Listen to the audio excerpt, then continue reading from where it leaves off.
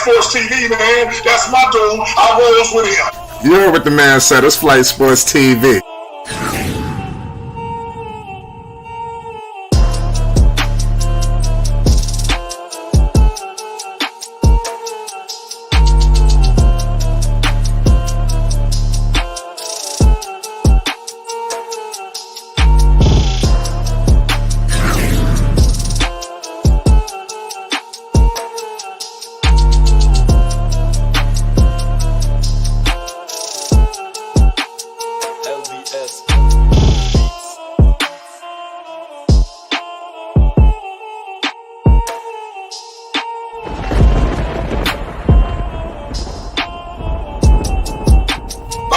Flight Sports TV, that's where it's at.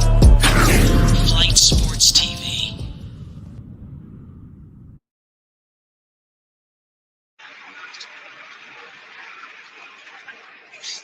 Shout out to Flight Sports TV, the machine, the voice of the voiceless, the people's champ, the hottest in the streets. Shout out to the panel as it reaches its premium peak.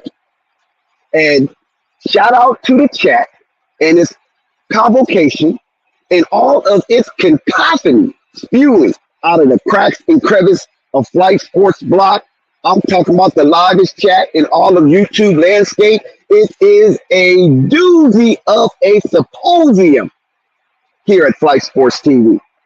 And listen, I would be totally remiss if I did not recognize and big up everybody who's pulling up to Flight Sports TV from the four cardinals of the earth.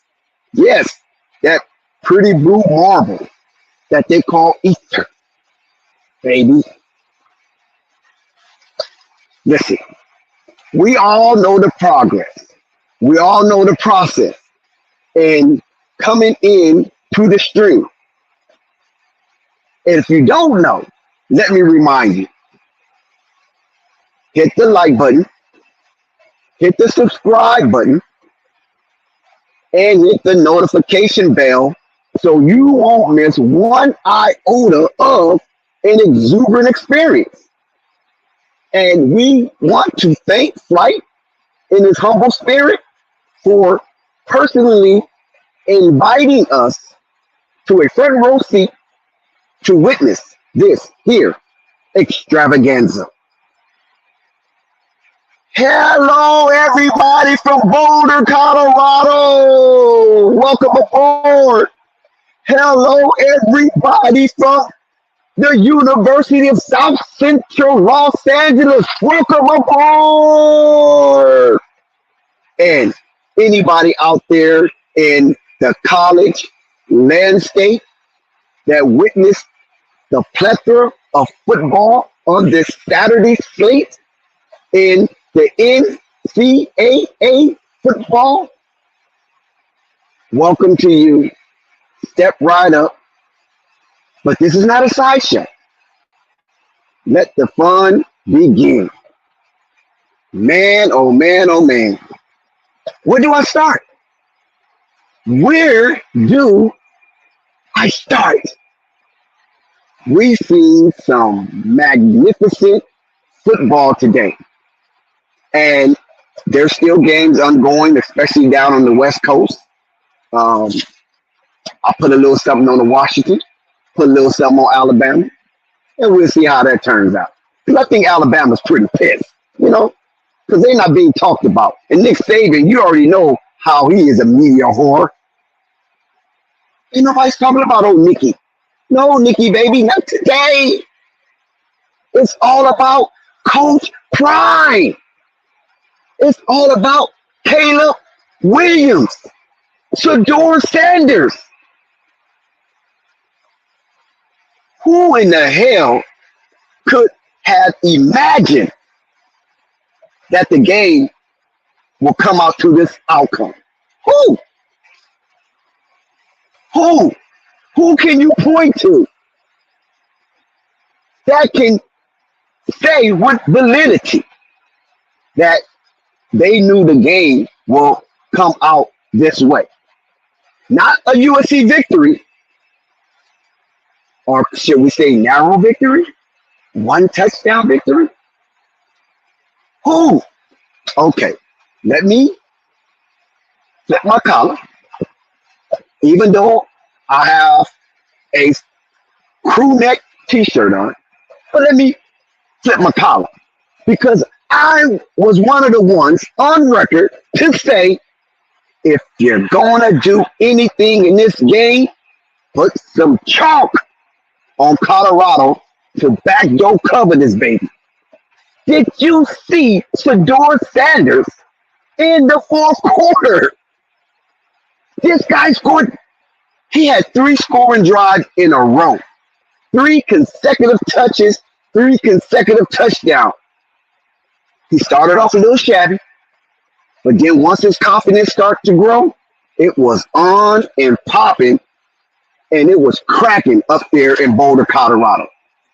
USC looked a little flustered. USC looked a little flustered, and I'm quite sure Lincoln Riley told him, do not give these boys the ball again. Hold the ball to the end. Do not let them touch the ball again because we could see a miracle up in Boulder. And do we want that to happen? No. We know it can happen. We saw it against Colorado State. Albeit, yes, it's Colorado State. But if someone can do it, Double S can. Hashtag 2 legendary can. And let me tell you something about this right here. I warned the YouTube landscape that was paying attention to this prime bubble, this coach prime bubble. I said, what happened up in Eugene was an aberration. I know Colorado is not that good in defense. Nobody really in the Pac-12 is that good on defense, except for maybe Utah. Utah has a real defensive team. They really have a defensive team, seriously. And that was an aberration up in Eugene at Oxlawn Stadium. And it's very difficult to play up there. And Colorado didn't know how to adjust properly. The kids were super flustered. And the results showed. And it was a massive beatdown. Colorado got their heads peeled to the white meat. We can all attest to that. So USC being the top dog in the Pac-12 this season, as Pac-12 has 4 teams ranked in the top 10. Well, maybe not now because of Utah lost, so they probably drop out, even though they lost to a ranked team. But at one time, they were the conference that had the most teams in the top 10 of the Power 5 conference. And I said, I'm watching Colorado versus Oregon. And I didn't like what I saw, but I understood by being a once participant in organized football. High school, that is. And I said, the Colorado Buffaloes are having a tough time dealing with and adjusting to the absence of Travis Hunter. Because he is a team leader, he's a spirited player, and he is a outright vicious dog. Loud bark, sharp teeth. Travis Hunter. And when you lose somebody of that magnitude to a defense that is somewhat malnourished, you can expect to get beat and beat down by a quarterback of the ilk of Onyx, who's been in college forever. I mean, he's a 40-year-old virgin. Oh, why do I say 40-year-old virgin? is because when you're 40 years old, you shouldn't be a virgin unless you're a monk. If you're living in some monastery up in the Himalayas or something. Because even Catholic priests ain't 40-year-old virgin. Oh, did I say anything wrong? I'm going to leave y'all Catholics alone. But nevertheless, you shouldn't be 40-year-old, not in this kind of society. You shouldn't be 40-year-old and a virgin. So that's an anomaly in itself. So those quarterbacks, like the Bo Nix of the world, I consider them 40-year-old virgins because they're in a situation they shouldn't really be in because they shouldn't even be in college football. They should be advanced into pros, whether NFL overseas or up north into sixth guy in Canadian League. It's very difficult to understand how a player could be in college for damn near 5 to 6 years of his statute because he started every school he been to, right? So was the Notre Dame quarterback. So was the Notre Dame quarterback. So that was a little different. And Bo Nix had his way to some degree with the Colorado Buffaloes. But when you look at Bo Nix numbers in that game where the Colorado Buffaloes got slapped around, Bo Nix numbers was pedestrian. It wasn't alarming. It wasn't nothing that ricocheted off of the charts. So I said, So when I examined that, I said, Bo Nix basically had a short field position because the special teams from the Colorado Buffaloes in that game wasn't spectacular. They couldn't put the ball where they needed to put it. So Bo Nix always basically started with half the field or less. So I said, if Colorado can get past the absence of Travis Hunter, didn't know Shiloh wasn't going to play because he got injured in that Oregon game. He had his kidney lacerated, I believe. Pee and blood, very serious thing to look at. Glad that he'll be okay, just got to heal. And so you got Travis Hunter out. You got Shiloh Sanders out. And we know the Colorado Buffalo defense is malnourished in the trenches. And to some degree, they will be decimated from the absence of those two shining star players, especially Travis Hunter being the best cornerback in collegiate football. And Shiloh is not shabby in himself, who has been player of the week for the Pac-12, the top Pac-12 with all of their elite quarterbacks. Shiloh been player of the week. So I was like, okay, let me look at this. Okay, let me look at this. I said, I'm taking Colorado in that big number because I just do not see Deion Sanders back to back like 20 plus points. And I'm seeing not China. The door. Double S. Both of them double S. Shador Sanders. Taking upon himself to make sure this wouldn't happen. The first quarter was very, very alarming. Nothing wrong about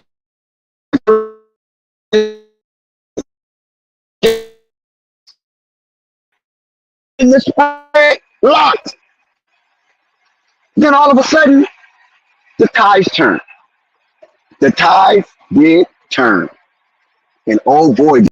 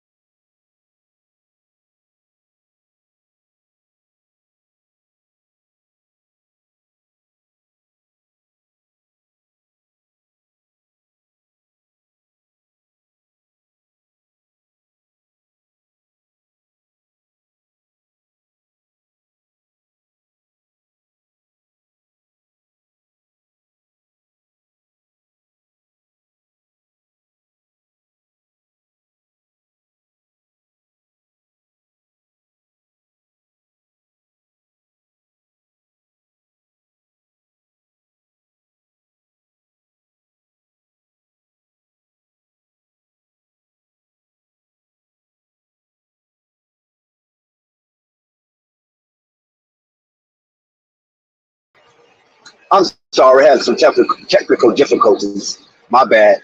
But listen, I warned those naysayers, those doubters, those haters, those disbelievers that this would be a respectable game because I saw Sanders right before halftime put that ball in the end zone and then came back and put it in the end zone again and then came out on the third quarter and did his thing.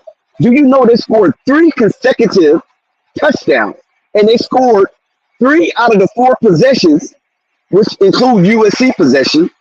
They scored touchdowns in 3 out of their 4 possessions. That says a lot when you up there in Boulder, Colorado, in front of your fans, and you don't want to have a flag shown. Some might say, okay, well, USC took the pedal, took the gas off the pedal, or, slowed down a little bit because they want to escape without any injuries or drastic happenings. But that's on USC if they want to tone it down.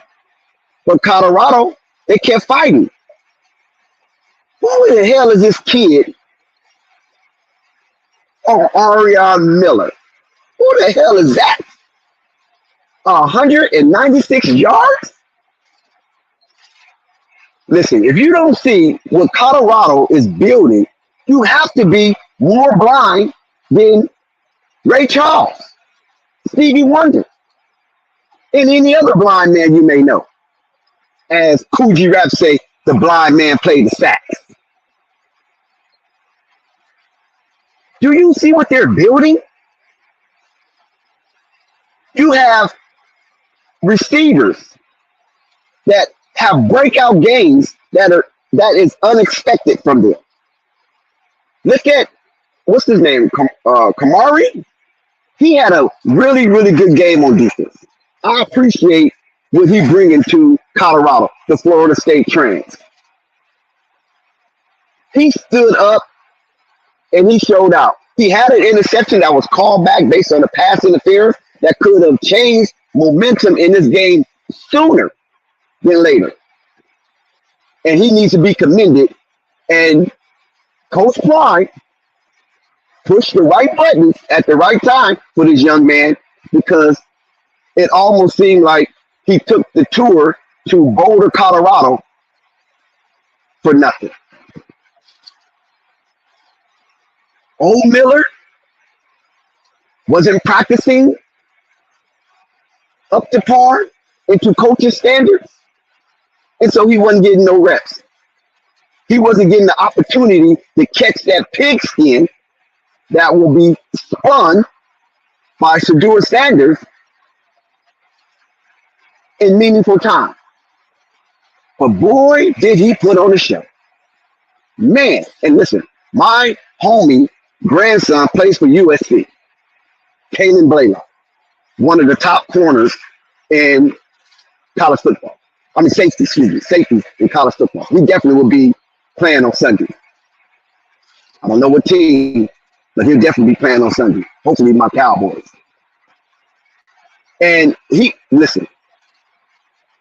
had a very difficult time dealing with Shedeur Sanders, trying to predict where he was going with that ball, trying to cover that, 35, 50, about 35 yards of space from sideline to sideline.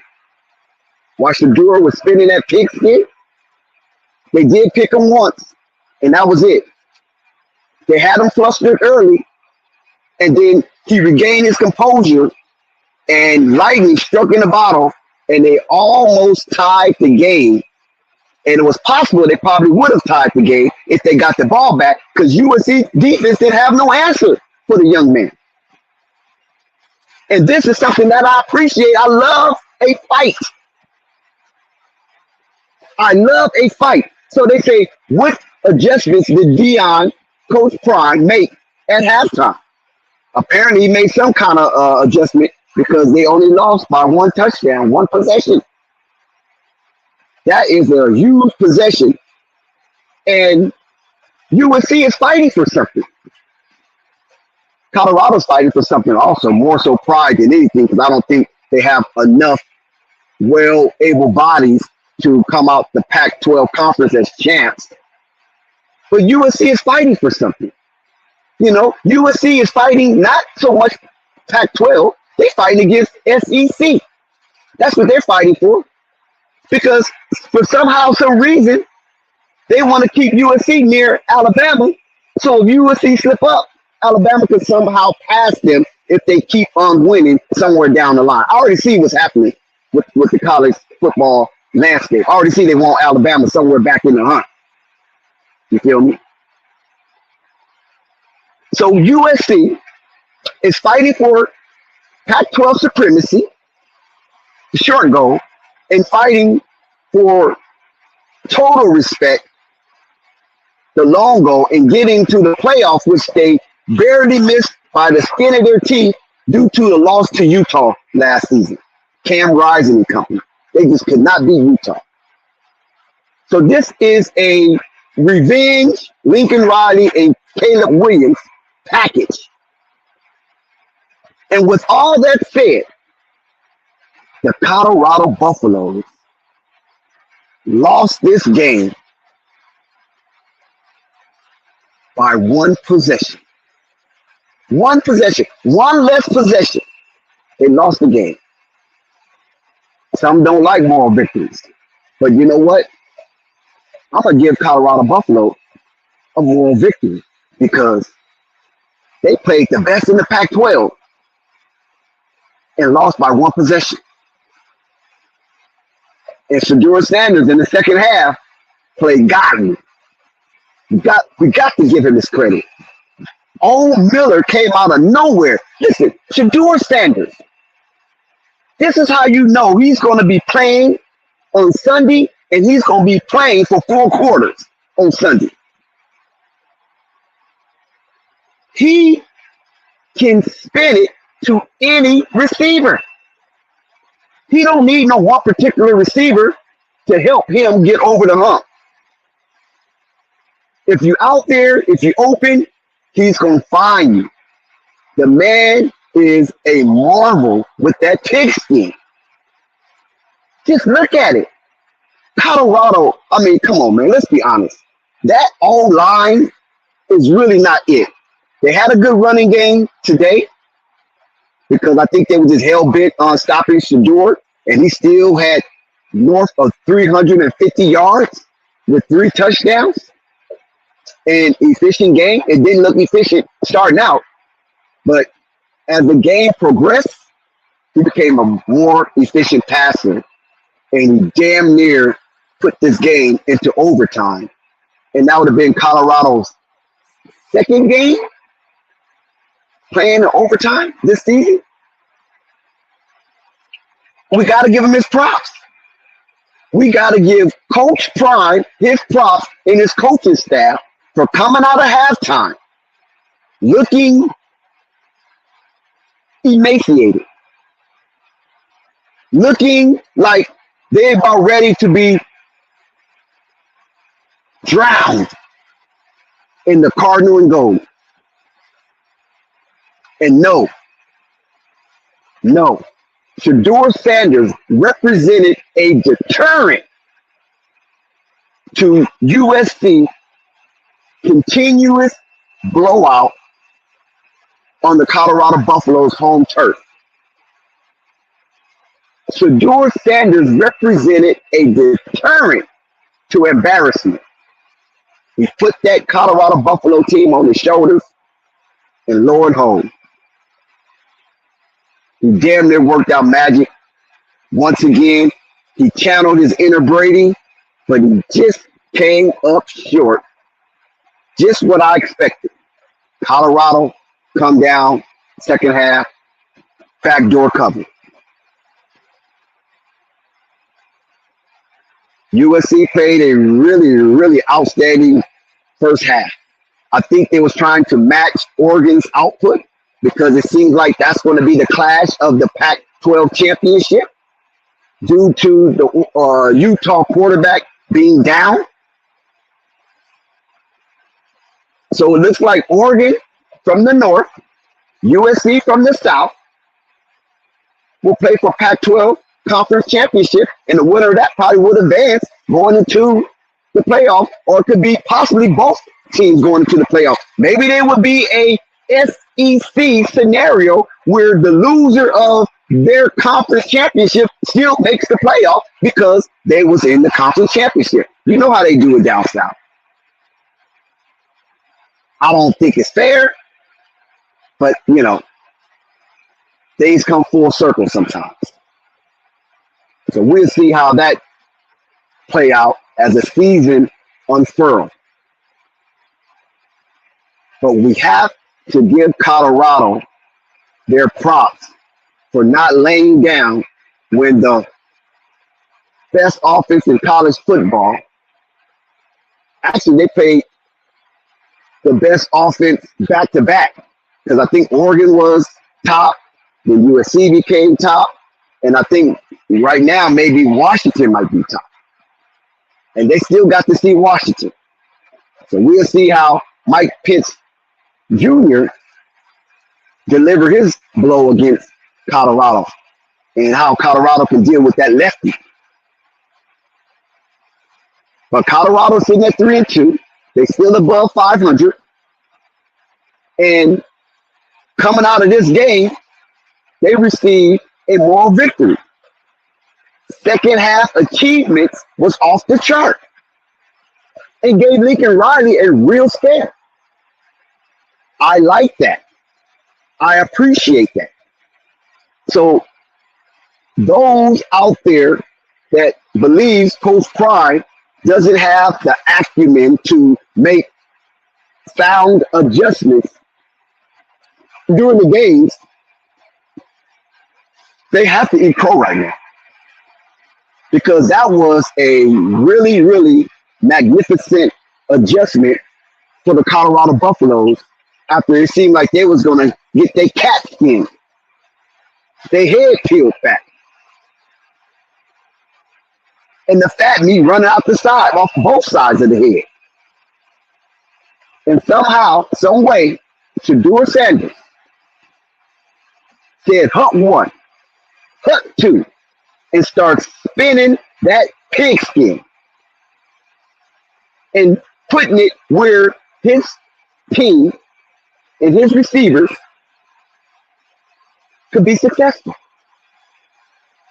And oh my God, did old Miller become successful. He almost had 200 freaking yards against the supreme USC Trojans in Pac-12 conference play. That says a whole lot moving forward for the Colorado Buffaloes. To me, that says a whole lot moving forward. And I appreciate everything about that game. So when we look at it in hindsight, as Ole Miss weathered the storm against LSU, and so LSU will be knocked down. They lost 55-49. But when you look at the USC Colorado Buffalo game, one thing you can take away from it is that this game became very entertaining in the second half. And for USC fans, it was very entertaining in the first half. In Colorado, 48-41, losing. And this is back-to-back losses for Colorado. First time this season, they received back-to-back losses. But they played two superior teams in Pac-12 conference play, as Oregon welcomed the Colorado Buffaloes into the Pac-12 conference with grand fashion. Now look at this here. Look at this here. Caleb Williams, front runner of the Heisman Trophy for this season and Heisman Trophy winner of last season. 30 for 40. He only had 10 incompletions, 403 yards. He averaged 10 yards per play, which is excellent. So that keeps USC top dog because they was already top dog in the nation, all of college football, with average yards per play in Power 5 conference. 6 touchdowns. Now, Colorado defense, listen to this. Listen to this fun fact. Colorado defense did not allow USC to score in the fourth quarter. How many of y'all paid attention to that? Because I did. They held USC high-powered offense to a donut in the fourth quarter. Especially when Colorado was trying to make a comeback. USC couldn't put the game away. That's something to build on for the Colorado Buffalo defense and will imbue them with a spirit of serious competition going into their next game. They held a high-power offense like USC front-runner Heisman Trophy candidate Caleb Williams to a donut in a meaningful quarter where USC could not put the Colorado Buffaloes away. That's something you have to grab hold to. 6 touchdowns in 3 quarters. And it still was a 1 touchdown defeat. They gave Caleb Williams 6 touchdowns in 3 quarters. So we averaged 2 touchdowns per quarter, right? He averaged 2 touchdowns in 3 quarters. And then when you look at, down the line for USC run game, USC did not break 100 yards rushing as a team. They didn't have a 100-yard rusher as an individual. So that is another stand-up congratulations to the Colorado Buffalo front line that they stood up in the trenches and did not yield a 100-yard rusher, nor yield a 100-yard rushing for the top dogs in the Pac-12 conference, USC Trojans, the University of South Central. So there's a lot of good takeaways from this. That's why I call it a moral victory, because nobody in their righteous mind didn't think that Colorado was going to beat USC straight up. Maybe the Buffalo fan base, but outside of the Buffalo fan base, I cannot believe that you would have thought Colorado had a real chance of winning this game straight up. And neither did the odd makers. But boy, was the odd makers wrong, and I am happy as a lark. The odd makers were wrong on this again, dealing with Colorado. They was wrong again. But who had the heart to take Colorado, right? Except for Buffalo fans or Buffalo alumni. So it seemed like if you did not trust the Colorado Buffaloes based on your observation of the Oregon Ducks game, then you missed out on a golden opportunity right here to help pay your mortgage, to help pay your car note, or some bills, or even trick it off a little bit. Whatever it may be, you missed out on a golden opportunity. I told you to take Colorado on that number. Take the game over. Because I knew this game was going to go over. In order for Colorado to cover that large, enormous spread, they have to put numbers on the board, because USC going to put numbers on the board. Regardless of what their defense did, they're going to put numbers on the board. And Colorado had to keep up. So I knew it was going over.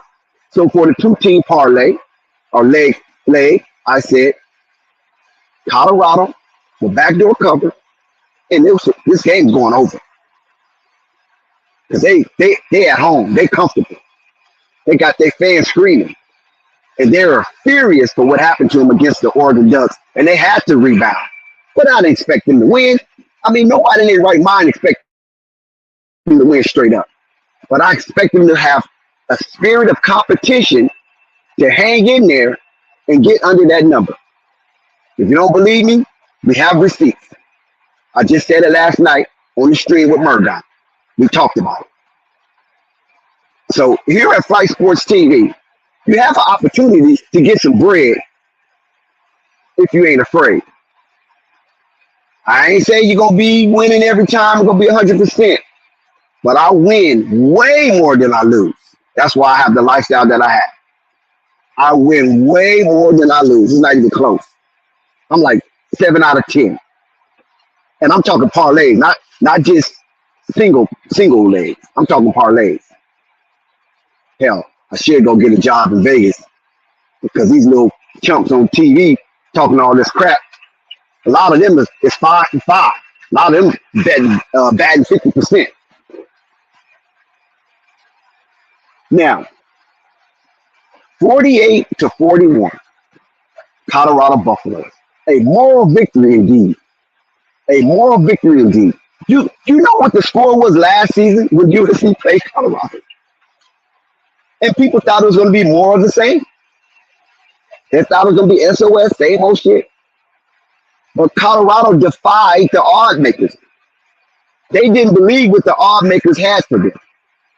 And they fought to the bitter end and had an opportunity, if they had another possession, to score 4 consecutive touchdowns against the USC Trojans. They scored 3 out of the 4 possessions, which is great. And they had 3 straight possessions where they put the ball in the end zone with Shedeur Sanders, double S, spinning that pigskin. 3 consecutive touchdowns. Shedeur Sanders finished the game 30 for 45, 15 incompletions, 371 yards, average 8 yards per play, and 4 touchdowns. He did have a 1 interception QB rating of 65. He did have that 1 interception where he kind of just lugged the ball up there, and the DB was at the spot, and it looked like it was a mix-up between him and Xavier Weaver. Xavier Weaver went in, Shedeur Sanders threw it out. We know Caleb Williams had the remarkable 92 quarterback rating, which is outstanding.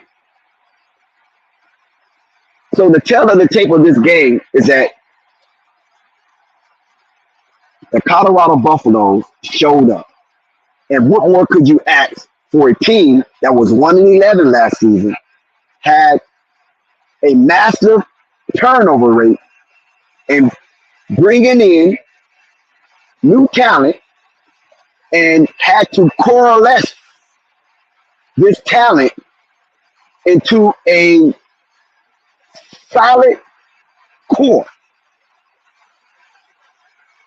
And within that core, you had 3 main individuals, 2 on defense and 2 on offense. Travis Hunter account for both sides, offense and defense. Shedeur Sanders and Silo Sanders. All JSU remnants. Former JSU standouts. As a core of this talent that Deion Sanders brought into Colorado. And they played USC all the way to the hilt. Man, I love it.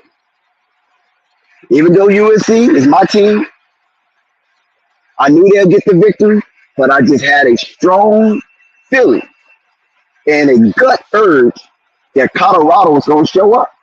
I said, there's no way Deion is going to allow this Buffalo team, which is talented now. They're talented. But we see they can put up ungodly numbers.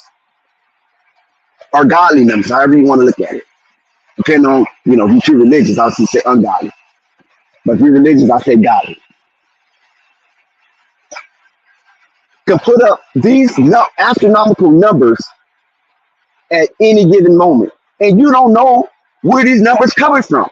But one thing you do know is Shador Sanders gonna be responsible as the foundation for these players putting up their offensive numbers.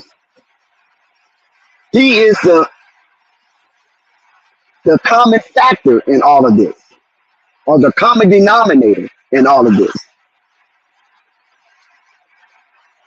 Man, will that young man be spinning that pigskin on Sunday for 4 quarters?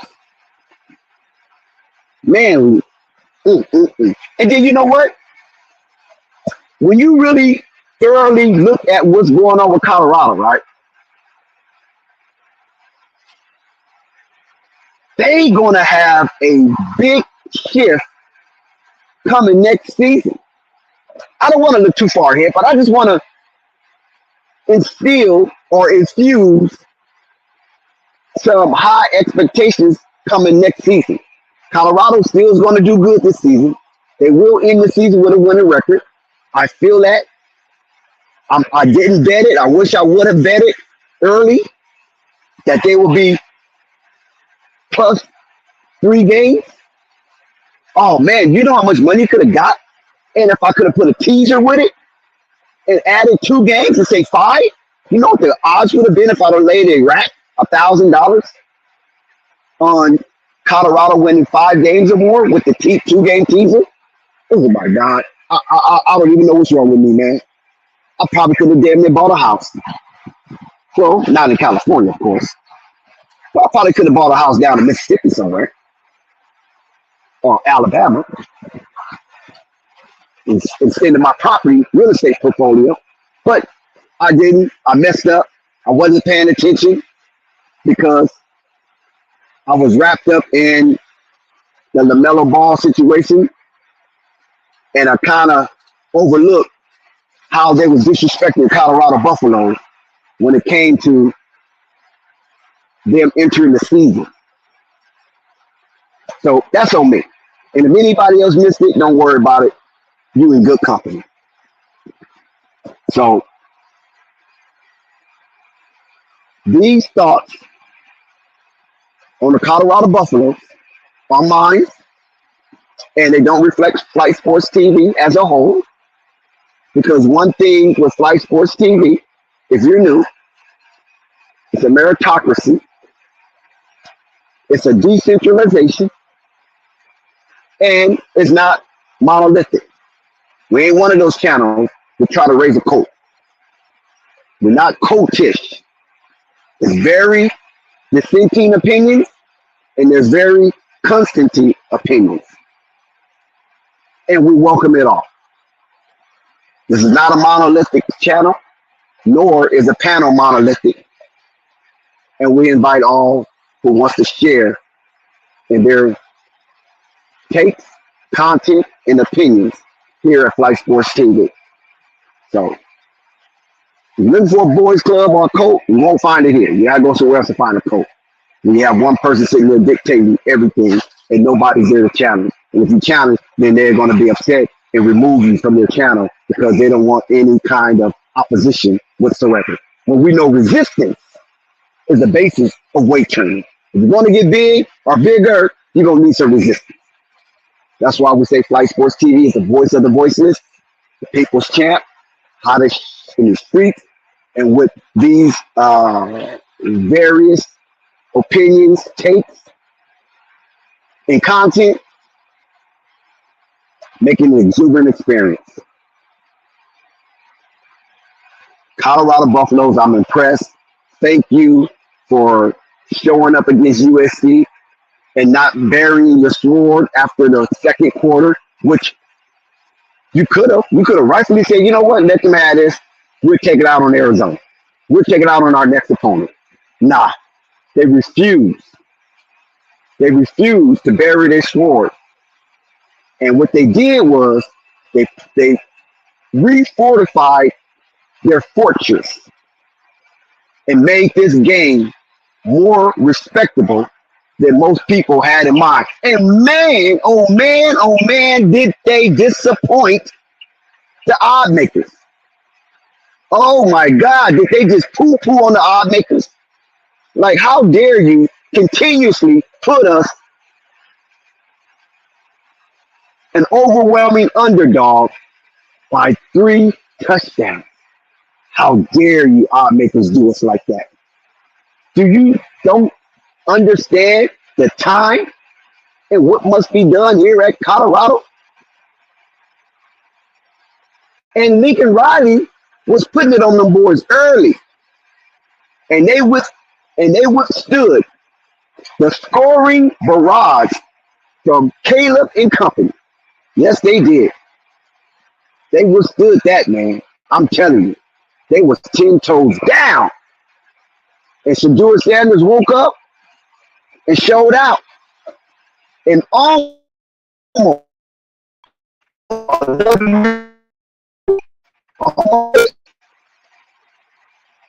almost, but it went down to the wire. USC figured it out. Do not give this team the ball no more. And that's what happened. Shedeur could not touch the ball last to channel his inner Brady and give Colorado the opportunity to tie the game up and send it to overtime. Lincoln Riley said, no, we're not going to have this. USC was hitting them boys pretty hard, too. I saw some real volatile collisions out there. And instead of Colorado choking up and rescinding, they stood tall. They absorbed all of this punishment. And it was volatile. And it was hostile. And damn near pulled out a miracle in Boulder. I think I bit off a few of my fingernails in the first half. I was like, oh my God, did I just screw up? Because USC damn near put some doubt in my head, man. I ain't gonna lie. Because it was like, these boys, the USC Trojans, were just running through them like running water through a shifter. Like, unstoppable. Can these guys guard a park car? For crying out loud. And whatever Dion told them at halftime, whatever the other coaches might have instituted as far as adjustments at halftime, it was a whole nother ball game.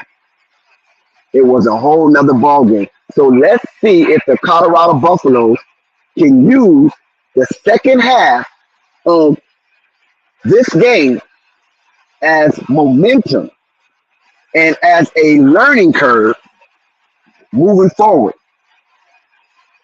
Because they will have to see Washington. They will have to see Oregon State. They will have to see Utah. And let's see if they can pull out a victory against those heavy hitters in Pac-12 conference play. Because it was a great game, man. I know somebody say, nah, it wasn't great. It was a good game. Because that's what you want. You want that Rocky effect. You want that Rocky effect. When you look like you're down and out, and there's no answers, and all of a sudden you pull out the Muhammad Ali rope-a-dope. I know you didn't come up with the victory, but man, was this a moral victory. And did you notice the relief on Coach Prime presser? He was so relieved that this game became as competitive as it did in the second half. Because if it didn't, it would be the walk of shame, the trail of tears. And so he avoided the walk of shame, trail of tears by his son, the superstar. His son's a superstar. I don't care. Colorado's just they're just not that good. The superstar display and demonstration by Shedeur Sanders, double S hashtag too legendary made this game and the Colorado Buffs faithful relieved. I'm talking about, oh, you know how you get that near? Oh, man, boy, I avoided a disaster. Because nobody expected them to win. It was just how bad they was going to lose, right? That's what all of the naysayers, the doubters, the disbelievers, the haters, it was all about how much will USC pounce on these boys and shut Dion up with back-to-back blowout losses. That didn't happen. USC did get the victory. The University of Southern California, aka University of South Central, because that's where it is. USC is in the heart of South Central, man. It's unbelievable how beautiful that college is. And then right there, you got the 40s. You got the 40s right there. And everybody knows, if you know anything about the 40s, oh my God, boy, do they love to. Never mind. But anyway, yeah, you got the 40s over there. University of South Central. Beautiful college. They even got a hotel, the USC Hotel. Their own freaking hotel in the hood. Beautiful hotel. The USC Hotel. Right there in the smack middle of the hood. Unbelievable. And they had their share of problems throughout the year. You know, they had some tree jumpers. If you don't know what a tree jumper is, go look it up, Urban Dictionary. They had their tree jumpers. You know. But nevertheless, they worked out their situations and they're thriving. Private school. USC is a private school. A private school. For those who don't know, UCLA is a public school. USC is a private school. And UCLA is in Westwood, very, very high-end area of LA County. Westwood. Right there next to Beverly Hills. Right south of Bel Air, Brentwood. Very, very upscale area. And it's a public school. But USC, private school, in the heart of South Central, right in Fody's head. They came out, they punched Colorado in the mouth, and Colorado shook it off, fought back diligently. And this game didn't have that many penalties. You would think a Colorado, USC, will have more penalties, you know, because they got some knuckleheads on both of those teams. But they played a pretty clean football game. It was just a lot of high volatile collisions. But outside of that, wasn't no dirty play. You know, wasn't no dirty play. Everybody played within themselves. And it turned out to be a really good game. So I know they partied and voted. Even though they didn't win, they were so relieved that they didn't get demolished. And thanks to the heroics, athleticism, and high IQ ability of Shedeur Sanders to keep Colorado relevant in this game and almost gave them an opportunity to win and kept the USC Trojan faithful on their feet. Oh,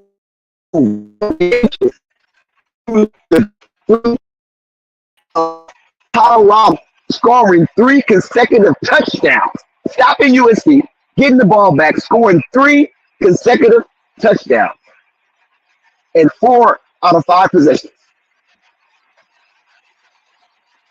That is a shining, bright spot for the USC Trojans. I mean, excuse me, for the Colorado Buffaloes. You have to take that in consideration and mark it as an aspect of momentum going into their next meeting against their opponent. Look what we did against USC, the top dog in Pac-12 conference, where the Pac-12 have had 4 teams. That would change tomorrow. 4 teams in the top 10. Only conference to do it. Ain't no SEC, ain't no ACC, ain't no Big 12. Ain't no Big Ten. None of those Power Five conference had that many in that many teams in the top 10. But that would change because Utah will fall out because they lost, even though they lost to a ranked team within the Pac-12. Oregon State was a good game, but they lost. So I don't see where you can sneeze at the performance of the Colorado Buffaloes. I don't see where you can sneeze at Coach Prime and making his adjustments and finding the weak spots in the USC defense who have improved. I know USC gave up a lot of points. They gave up 41 points.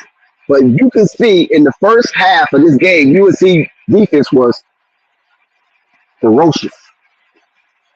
They were smack dead on that ball, limiting Colorado to very, very few yaks. YAC, yards after catch. And then once the game seemed like it got kind of out of hand, I noticed that, USC slacked off, which is normal for a lot of young men. They feel they got the game won. They want it. It's Saturday. It's an early game. They want some energy to go party. They want to party in Boulder. Do you know what it's like partying in Boulder? You can't even count the kegs that's going to be available. And so they want their legs. They don't want to be all tired and bruised and can't spend that last time in Boulder before they fly back out or drive back out. And they kind of gave in. And then it's hard to get that momentum back once the other team starts striking. And that's what Shedeur Sanders did. He started striking, and USC wasn't able to get that competitive edge back. And so the spirit of USC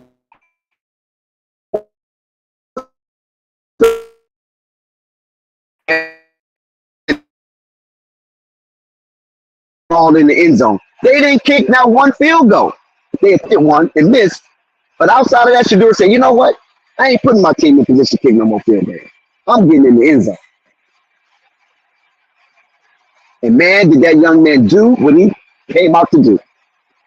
And that's why I appreciate the demonstration that the Colorado Buffaloes displayed on their tundra today. You say, well, all access you to stand there because you want some money. No, I'm not. Because before I even won some money, I said, Colorado will cover this spread. They will not get blowed out. They will get up under that spread. I didn't think they would get this close now. I ain't going to lie. I ain't going to hold you. I didn't think they was going to get this close because I said they was going to lose by 17. That's what I said. But nevertheless, the number would be covering the spread. I said Colorado probably lose by 17. That's what I had. But the game will go over because Colorado have to keep up because USC gonna score. You can pencil in USC for 40 points damn near every game. You can pencil in that until they probably meet Utah. Then that's gonna be a different situation.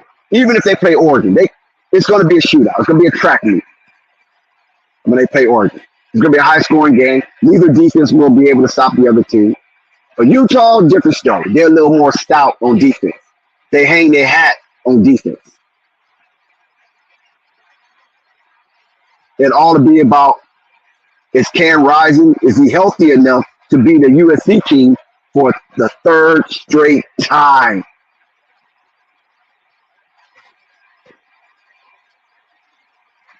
Washington State, another diligent offensive team with Cameron over there at quarterback, Cameron Ward. That'll be another track meet. Whoever Washington State plays is going to be a track meet. But they don't have no hell of a defense. And the Pac-12 is just not known for a hell of a defense. It's a quarterback farm. It's a DB farm. They push out DBs, they push out quarterbacks like it ain't nothing. 90 going north. Year in and year out. At one time, it was a linebacker for him. At one time, it was a running back university, right? That's what USC used to be known as. Tailback U. So Colorado Buffaloes, man, they put up a good spot. And Shadur Sanders have nothing to be ashamed of. Yes, you threw your second interception this year. And I think Caleb threw his first.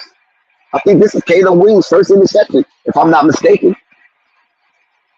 And Colorado is the one to put the flaw on his stats. No other defense picked him. Colorado did. And look at Kamari. Look at him. He played a really, really good game despite not being fulcrum by Travis Hunter and Silo Sanders. Those two important pieces of the Buff defense was absent. And Kamari did his thing. He held up. And listen, that dude is really good, man. I'm watching him. I see his height, I see his speed, I see his agility, and I see how he adjusts and reacts to the ball in the air and how he covers receivers. He got that interception of Caleb. So that would have been 2 interceptions that game. But it got called back due to a pass interference that he wasn't involved in. So just imagine when all 3 of these heavy hitters get on the field at the same time. I'm talking Prime gonna be talking crazy all over again. Yes, he has some humble pie. Oregon gave Prime his humble pie with their introduction in Pac-12 play. Yes, that did happen. USC looked like it was going to feed him a double portion of humble pie, but somehow Prime wiggled out of it. Thanks to his magnificent son, saved his dad from shame and embarrassment for 2 games in a row.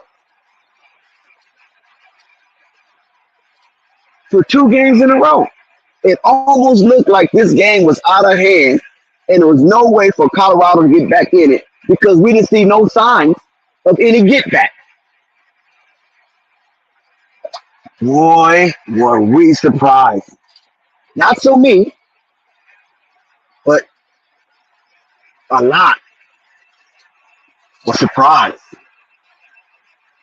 that Colorado came back and made this a thrilling end to a game that looked like it was out of hand early. And it was going to be the repeat of the Oregon Ducks. But this time, the Buff wasn't on the road. They was inside their own silo. But no, they didn't. So when you hear the pundits tomorrow or Monday, mainly Monday, when you hear mainstream media Monday, I guarantee you they will echo the same sentiments that I'm sharing today, that the Colorado Buffaloes was very impressive, especially the second half when the game mattered, because that's where games are won and lost in second half. Listen, it's very rare that a game is lost by halftime. You don't see that often, where a score is like 47-16 at halftime. That's over with. So in the second half, where you really have to muster the strength and the guts to continue to compete regardless of score, whether you're up by 6 or down by 6. It's difficult in the second half to continue with the fervor and the ferociousness that you may have entered the game with in the first half to continue and sustain for 4 freaking quarters. In Colorado, for the second half, did an Excellent job. An excellent job. Keep in mind this Colorado defense held USC to a donut, to Nathan in the fourth quarter. One of the most meaningful quarters of football. The first quarter and the fourth quarter. Those are the two most important quarters in football. And they held USC to a donut. Nathan, Nano, Nada, Cypher. Yes, they did. That is a mark for them to spark from and use that as a measure and momentum going into their next game when they face a much lesser opponent in Pac-12 play. I found that pretty astonishing that you held the front runner of the Heisman Trophy, last year winner of the Heisman Trophy, to a measly cipher in a quarter that meant a lot when Colorado was making their comeback. You kept USC out of the end zone and all of their possessions in that quarter. You kept them even not making a field goal. I think Colorado deserves a high mark for that because we have talked to nausea about Colorado's defense, how emaciated it is, how small they are in the trenches, how they get bullied and pushed around. Now, this year, Colorado defense doesn't look any better than last year, right? Because they're still giving up astronomical numbers per game. It's only the Nebraska game that kept that number below what it was last season. If Nebraska would have had 15, 20 points that game, Colorado defense, point-wise, per game, will be more than it was last season. And despite that, they are 3-2. Despite that, Colorado Buffalo still have all eyes on them. Shout out to the Las Vegas Police Department for their arrest in the 1996 Tupac killing, murder on the Las Vegas Strip following a Mike Tyson fight. They arrested a person of interest, and he's in custody, currently in custody right now after all these years. And it could open up a can of worms for other people that may be unsung in this situation. So shout out to them for getting their guy. So with all this going on up in Boulder, they're going to be partying tonight, man. Ooh, boy, they're going to be partying. Can you imagine being up there with all them snow bunnies? Loosey goosey. Young college tennis. just having their way with themselves. So Boulder gonna be crazy. You got these California cats up there, and California cats in Colorado has always been a theme. Ask DJ Quick. Ask DJ Quick how tumultuous it can become when you mix California cats and Colorado cats, especially Denver. And you know them cats from Denver driving up to Boulder to party. With all those saloons and kegs flying everywhere. They're going to be up there. I just hope it be peaceful. I just hope it be peaceful. Prior to a lot of California natives moving to Las Vegas, did you know that Colorado was the preferred destination? They have a big California migration, especially in the early 90s and 2000s. Big California migration. I know a lot of people went up to Seattle, Washington, Tacoma, and then a lot of people went to Denver and all the surrounding areas, Aurora, Commerce City, and all those Colorado Springs and all those surrounding areas back in the day. I remember this. So it could be some turmoil. Let's just pray for peace up in Colorado. Shout out to Flight Sports TV, the machine, the voice of the voiceless, the people's champ, the hottest in the streets. I see the chat is engaged. Peace to the chat and all of your cacophony with your convocation and this consortium of symposium. Big ups to you, how you keep fueling Flight Sports TV with your chatter. So let me go look down here and see what the hell the people's talking about. Shout out to Studio. Shout out to Kenny. Shout out to Trent. Shout out to Chris. I saw some more people up in here earlier. I'm sorry if I kind of neglected you a little bit, but it wasn't on purpose. So, of course, shout out to Flight. Shout out to Sky. Shout out to Eduardo. Shout out to Jessica, First Lady of Flight Sports TV. Definitely shout out to Quiz. New York is in the building. Queen's finest. Shout out to Corey. Shout out to Ronald. Shout out to the Pope. Shout out to Slim, Ken Hoop, Flight Sports Faithful. Yeah, it was on and cracking, man. It's on and cracking.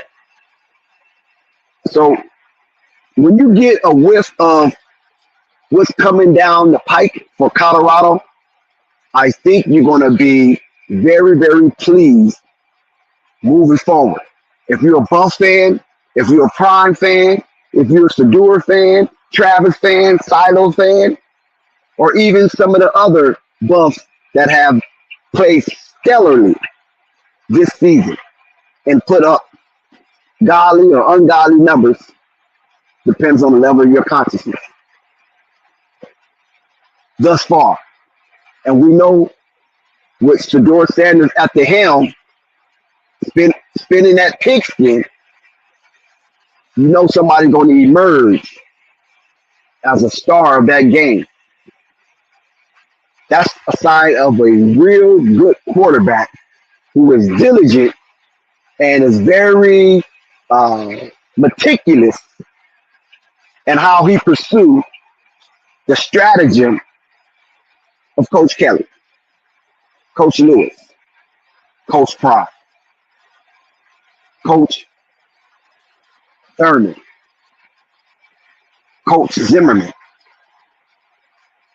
and all other of the stellar bodies that's over there providing for this Colorado Buffalo experience. But I say you this. When you look at all the statistics from this game, the one thing that impressed me was the Colorado Buffalo running game. The Colorado Buffalo running game was impressive to me because we hadn't really seen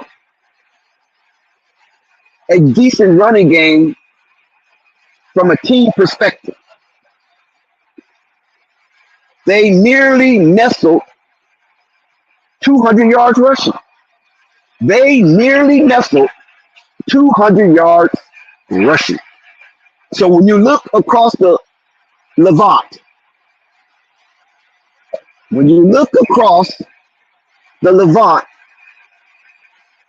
up at Boulder Stadium in Boulder, Colorado, that is something impressive to draw from to move forward into the season as they continue the run through the gauntlet of the Pac-12 conference.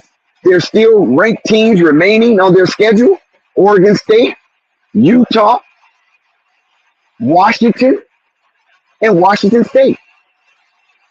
There's still a gauntlet they have to run through. There's still a gauntlet that they have to run through.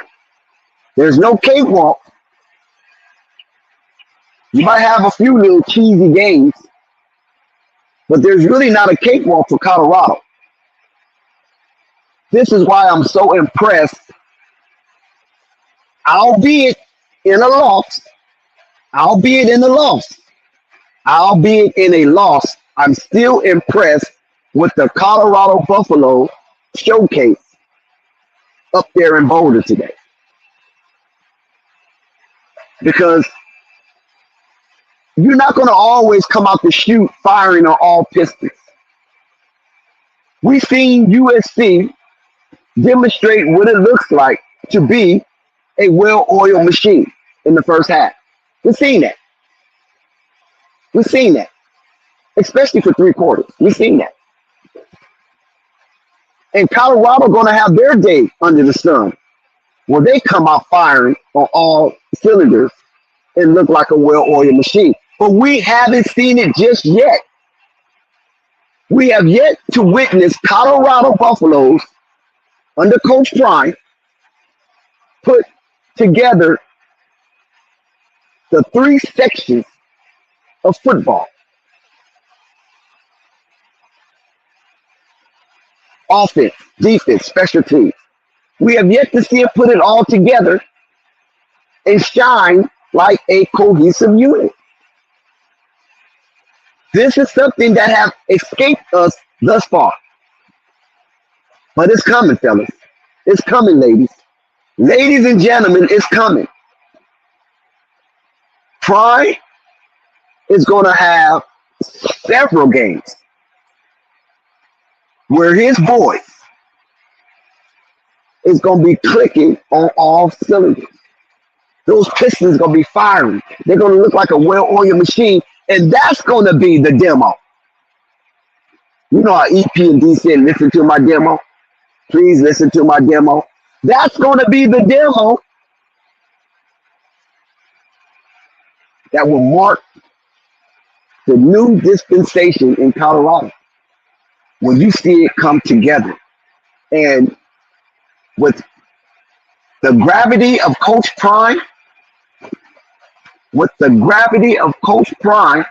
pulling in centrifugal, pulling in these recruits and getting them in the position that is much needed, they're going to be devastating. They're going to be tough.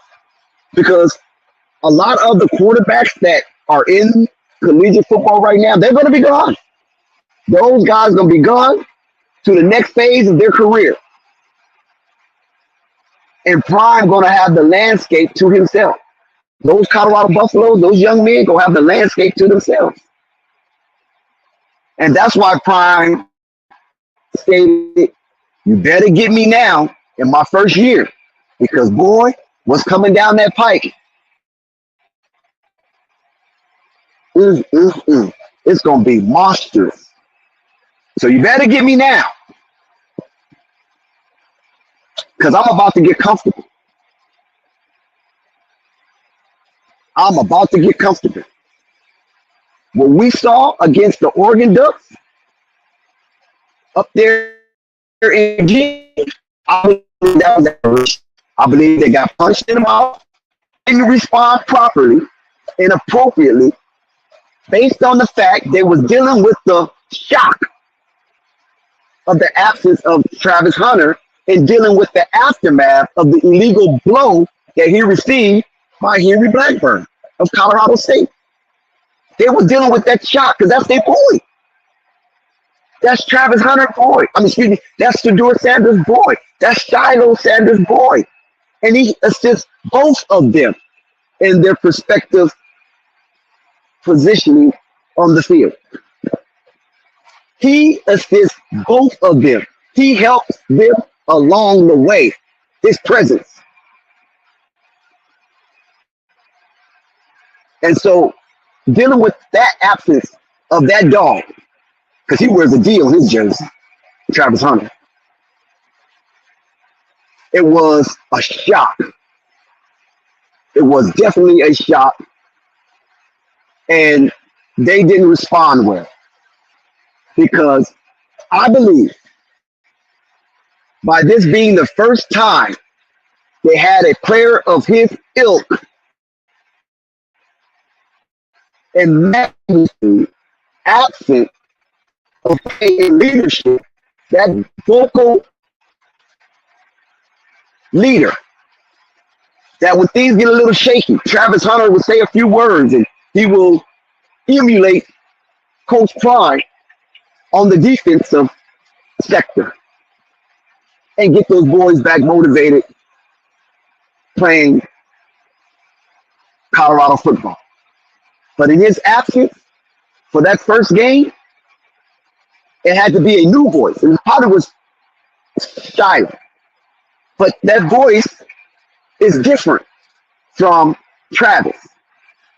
And at that point, maybe Shiloh's voice couldn't ring the alarm as effective as Travis Hunter. So the response time was lagging. And by the time they figured it out, Oregon was up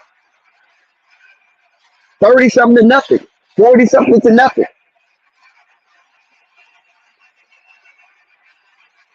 So that's why I said to myself in my research, that was an aberration because they had a lot of internal conflict going on. They were still reeling from the event of Travis Hunter being put out the game.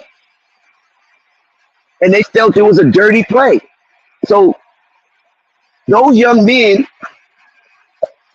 aren't psychologically mature enough to erase that and get ready for the next opponent. They still was hanging on that situation. And it caused them to play like low fruit. It caused them to play like low-hanging fruit.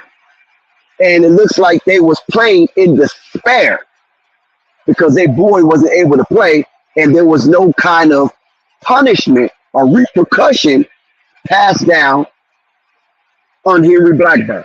They felt he got away with illegal hit and no justice was served. So they had to deal with that. Psychologically, they had to deal with that as young men. And I don't think they was able to get it out of their heads soon enough to play Bo Nix and company. And we saw the results. And a lot of people laughed. And at the same time, Coach Prime and his Colorado Buffaloes ate humble pie. A big chunk of humble pie. Because when you play a team like Oregon and you're not fully healthy, and especially your best player on defense is not available, I'm talking about a quarterback where Pac-12 quarterbacks just playing the ball all over the freaking field in all four cardinal directions. You're in trouble, boy. You in trouble, boy. And now coming into the USC game, albeit in Boulder, inside their own silo, but you don't have Shiloh Sanders now. Your second best player on the defensive end, and very impactful at that.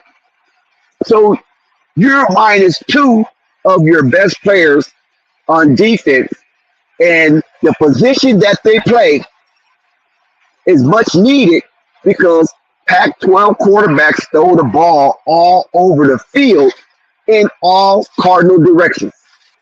I mean, that pigskin is everywhere coming from the arms of Pac-12 quarterbacks. If you don't believe me, look up the national statistics and see where those quarterbacks rank.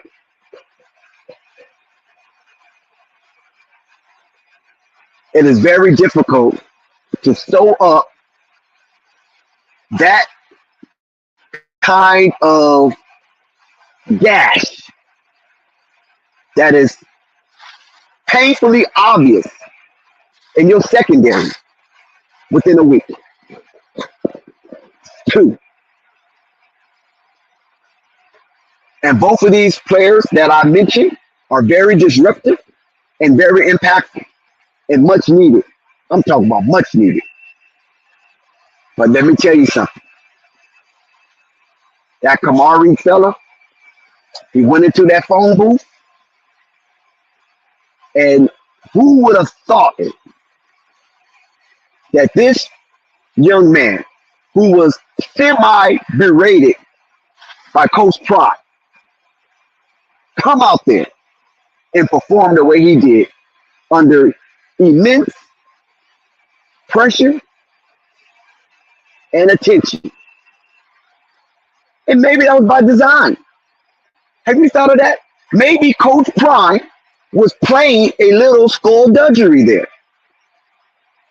Maybe, just maybe, there was an inkling of skullduggery because he said this young man wasn't ready and it was on him. And I'm quite sure Lincoln Riley heard it, knowing that Coach Prime will have to play this young man due to the fact that Silo wasn't able to make the game.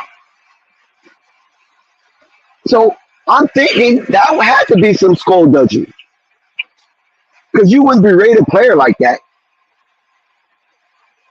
if it wasn't. Not Coach Prime. I just think he's a little slick, and it was whimsical at nature for him to do that and put it out there like that.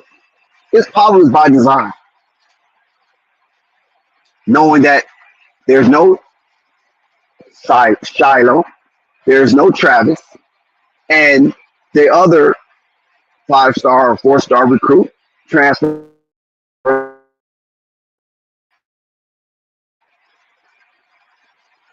Not ready. But when I saw him, I was just a big kid. I thought he was some scroungy little dude. No, this is a big old kid, and he's athletic, and he looks strong. He kind of reminded me of what's that cornerback? They used to play with the Jets, Regis Island. He kind of reminded me of Regis. This guy looks like he can handle his side of the field. So when Shiloh comes back, which you will, when Travis comes back, which you will, and you have Kamari, and you have Cooper, wow. That defensive secondary is going to be super lit.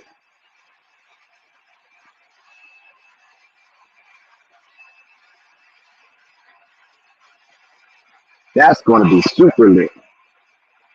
And I'm going to tell you, I don't have it, Sky, of Flight. If you're there, could you drop the link for Sky? I would love to have Sky come up here. Because if I get the link, I will have to leave the stream, and Flight gets furious if I leave the stream. So I'm not going to do that. I don't want to get punished by Flight if I leave the stream and he has to come off of the time that he having with his family to rectify the situation. You don't want to get that version of Flight. So y'all don't get that version of Flight. I do. Because when it's my turn to dig in, pause, I'm digging in with all claws. Flight will tell you. So I have to respect when he digs at me, I have to respect it. You follow what I'm saying? So If Flight can drop the link or scroll up, I don't know if you have it in the chat somewhere.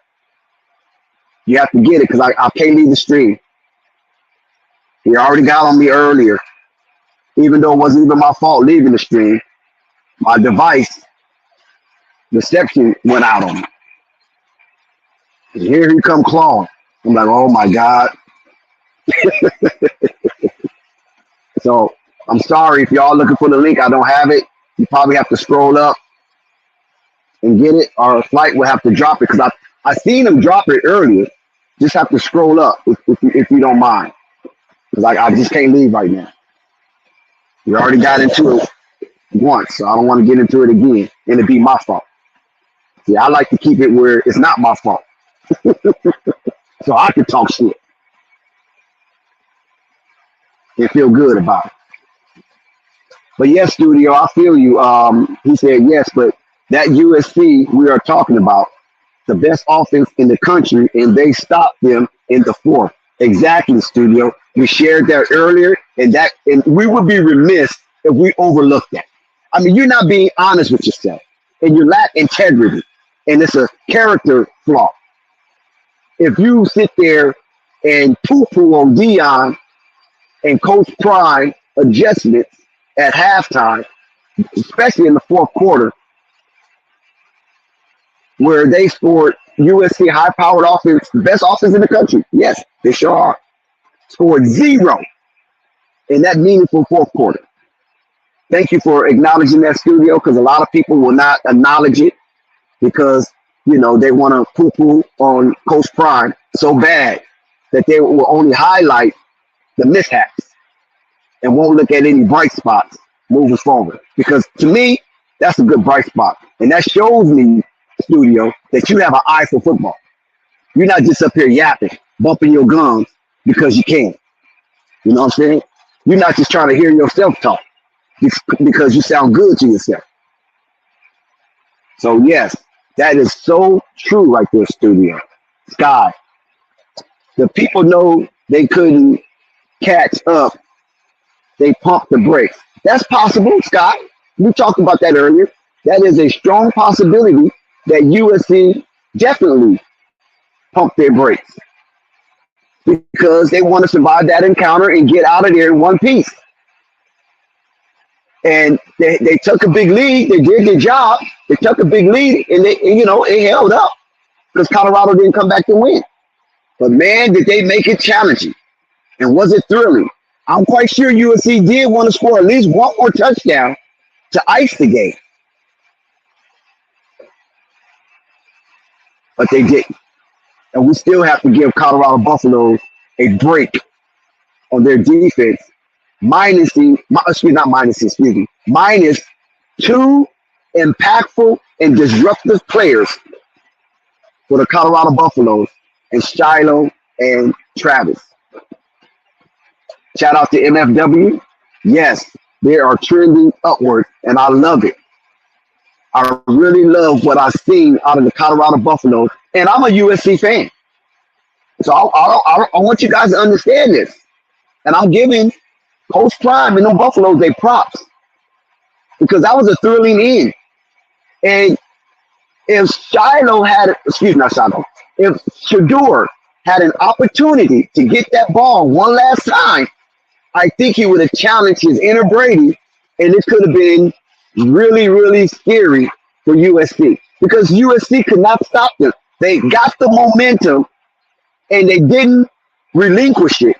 They scored 3 freaking touchdowns in a row and didn't allow USC to cross the goal line and hit pay dirt. Think about that. USC couldn't hit pay dirt in the fourth quarter. I'm kind of alarmed on that, and I'm kind of charmed on the Colorado Buffalo stance. 3 Buffalo girls go around the outside, round the outside, round the outside. 3 Buffalo girls go around the outside and go see throw your partner. Yes, for the OGs in the building. Yes. Yes, you know that Buffalo girl, Malcolm McLaren. Yes, baby. No, I'm going to do it for the coaching. So That was very impressive to me. And that's why I keep working on that. Because that could be a bad omen. That could be a bad omen for USC. Not being able to get that ball in the end zone in the fourth quarter, in a meaningful quarter, where a team had just took over momentum in their home field and threatening to tie the game. So big ups to the defense for the fourth quarter. And maybe that could be a leg they can stand on moving forward throughout the season as they continue their arduous journey through the gauntlet of Pac-12 conference. Because there's more ranked teams they have to engage. There are more ranked teams that they have to engage. So that's something that Coach Prime and his staff can point to. You guys did something that nobody expected. Well, I won't say nobody. That the overwhelming majority didn't expect. You lost to a high-powered team who's on a mission to finish what they was unable to do last season, and that is to make the playoffs, and hopefully they could run the table in the Pac-12. This is USC ambition. Utah stopped them twice last season. The only team that beat USC in the regular season, not bowl game, but regular season, was Utah. They couldn't get past Cam Rising and company. It was just a little too much, too often for USC. Despite Cam Slater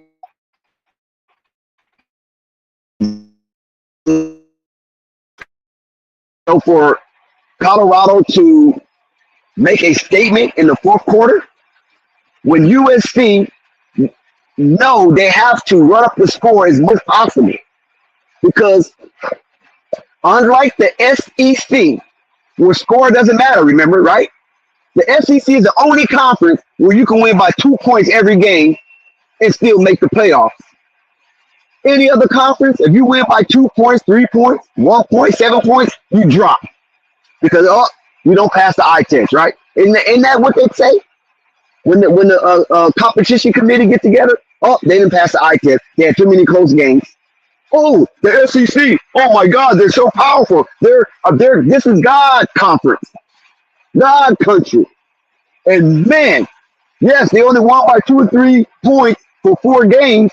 But man, it's the SEC. Oh my God, is it grueling to play in the Southeast Conference? Yes, with Vanderbilt, Kentucky, and Ole Miss, and Mississippi State, Tennessee, Florida, Georgia, Alabama, Auburn, right?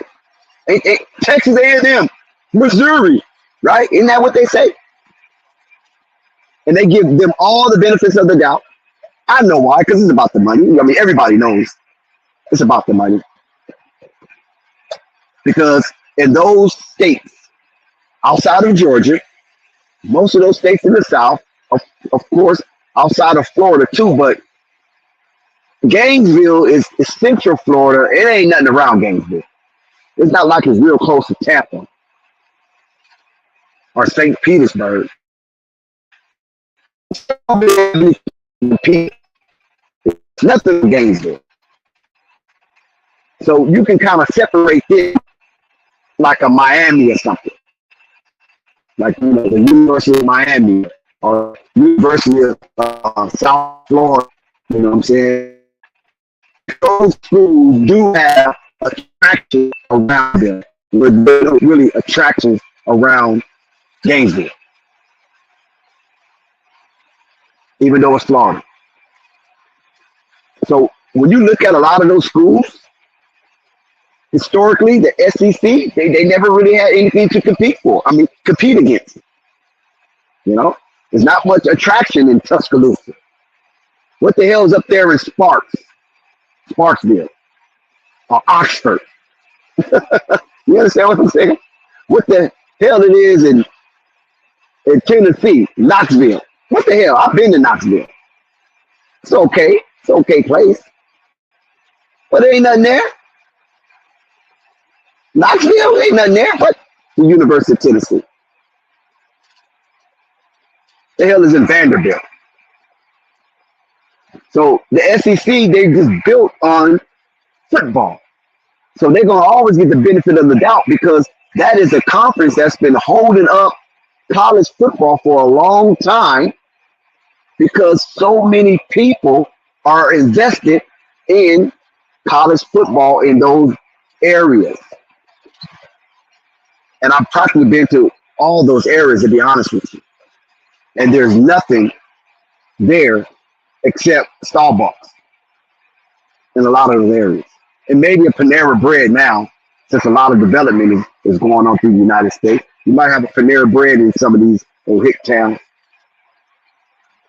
But outside of that, it's not, they can't wait for college football. They're just now coming around to baseball. You know, they're just now coming around to baseball. LSU, same thing. Baton Rouge, ain't nothing in Baton Rouge. But a bunch of dark-skinned Negroes hurting each other. Outside of that, ain't nothing in Baton Rouge. You probably have to go to Seidel to have a good time. You probably have to go to Hammond to have a good time. Because Baton Rouge is crazy. So LSU, there's nothing there. It's nothing really there, you know. But the Southeast Conference is just football heavy, man. And you have to respect that. South Carolina, you know, Columbia, South Carolina, it's just football heavy. It ain't Myrtle Beach, you know.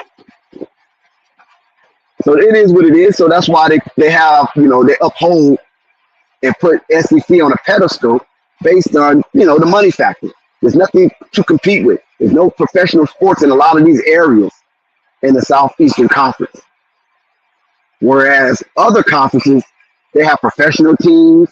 They're, you know, in various sports, whether it's Major League Baseball, whether it's the NFL, whether it's the NBA, or even if it's the NFL or the MLS, excuse me. They have these factors, or whether it's the hockey, the National Hockey League, you know what I'm saying? The NHL. So they have a lot of other alternatives for sport entertainment, where a lot of these SEC conferences teams doesn't have that. Doesn't even have that. So that's why the NCAA pride and joy is heavily invested in SEC because it's football and it's college football. We ain't worried about no NFL. We ain't worried about no baseball. We ain't worried about no soccer. We ain't worried about no hockey. All we got is football. We can't wait. So that's why. If you ever notice the favoritism for the SEC, that's why. The only team that really competes with the SEC as far as heartfelt is Notre Dame. Touchdown Jesus. You can say a little bit about Ohio State, but Notre Dame trumps Ohio State. And that's Indiana. And Notre Dame is in the hick town too. Up in Indiana. You blink your eye, you out the city, you out the town. They probably got one traffic stop beside the Golden Dome. But yeah, so that's the favoritism that you get in the NCAA football landscape, is based on the fact that that's all these people know is their SEC football. Because there's nothing really competing against the sport. And that's why you have hundreds of thousands at a Tennessee game. You have 60,000 faithfully at a Florida game. And don't talk about Alabama. You know, Alabama do have NASCAR. I give them that. They have the Tuscaloosa track that's right there. They do have NASCAR, but outside of that, it's all about football. So yeah, well, SEC is a little down, but Georgia's still a dog though. Because LSU lost, that hurts. That's going to hurt Alabama when they play Alabama because LSU, keep trying to rank, they keep losing.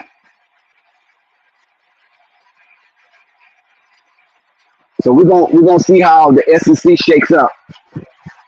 Kentucky I think they pounced on Florida. I don't know what Alabama did tonight, but I had them plus 12.5. I hope they covered, but I don't know. I didn't go back to check. But yeah, they definitely down. But that's football, right? That's college football. You have your cycles, right? We know it's cyclical. 1 minute, Big 12 is running shit, right? 1 minute, the Big 10 is running it. 1 minute, the Pac 12 is running it. And then 1 minute, you got the SEC running it. So outside of that, the ACC ain't never ran football, but they did have Florida State, as a marquee team, but they never really ran football. Florida State had some glory years, but as a division or a conference, SEC has always been, one of the bottom, on the bottom tier of collegiate football throughout the years. They just basically just had Florida State that was doing their thing. And a few years they had North Carolina State when Phillip Rivers was there. They was doing their thing at North Carolina State. You know what I'm saying? I think North Carolina State had Phillip Rivers. I think they had Torrey Holt. But yeah, but outside of that, it's ACC, nah. But back to Colorado, I just think it's a glorious day for Colorado. I think this is going to be an upswing from here. This was a marvelous showing against USC. The competition was there in the second half and made it a very visible game and very watchable game. It became eye candy because it got close and close as Colorado was kept scoring in consecutive possessions, and it was wonderful to see. Because who wanted to see another blowout except you just despise Coach Prime? Even if you don't believe, and even if you to some degree a naysayer, but if you're not a genuine hater, you don't want to see Colorado getting punished back to back by two top teams in their conference. You want to see some competition. And I'm telling you, I got what I came to see. A USC victory, but Colorado relevancy. I got both of those watching that game today. And we streamed it, and it was fun. And then YouTube, they came out with their hatchet, chopping people's heads off. But other than that,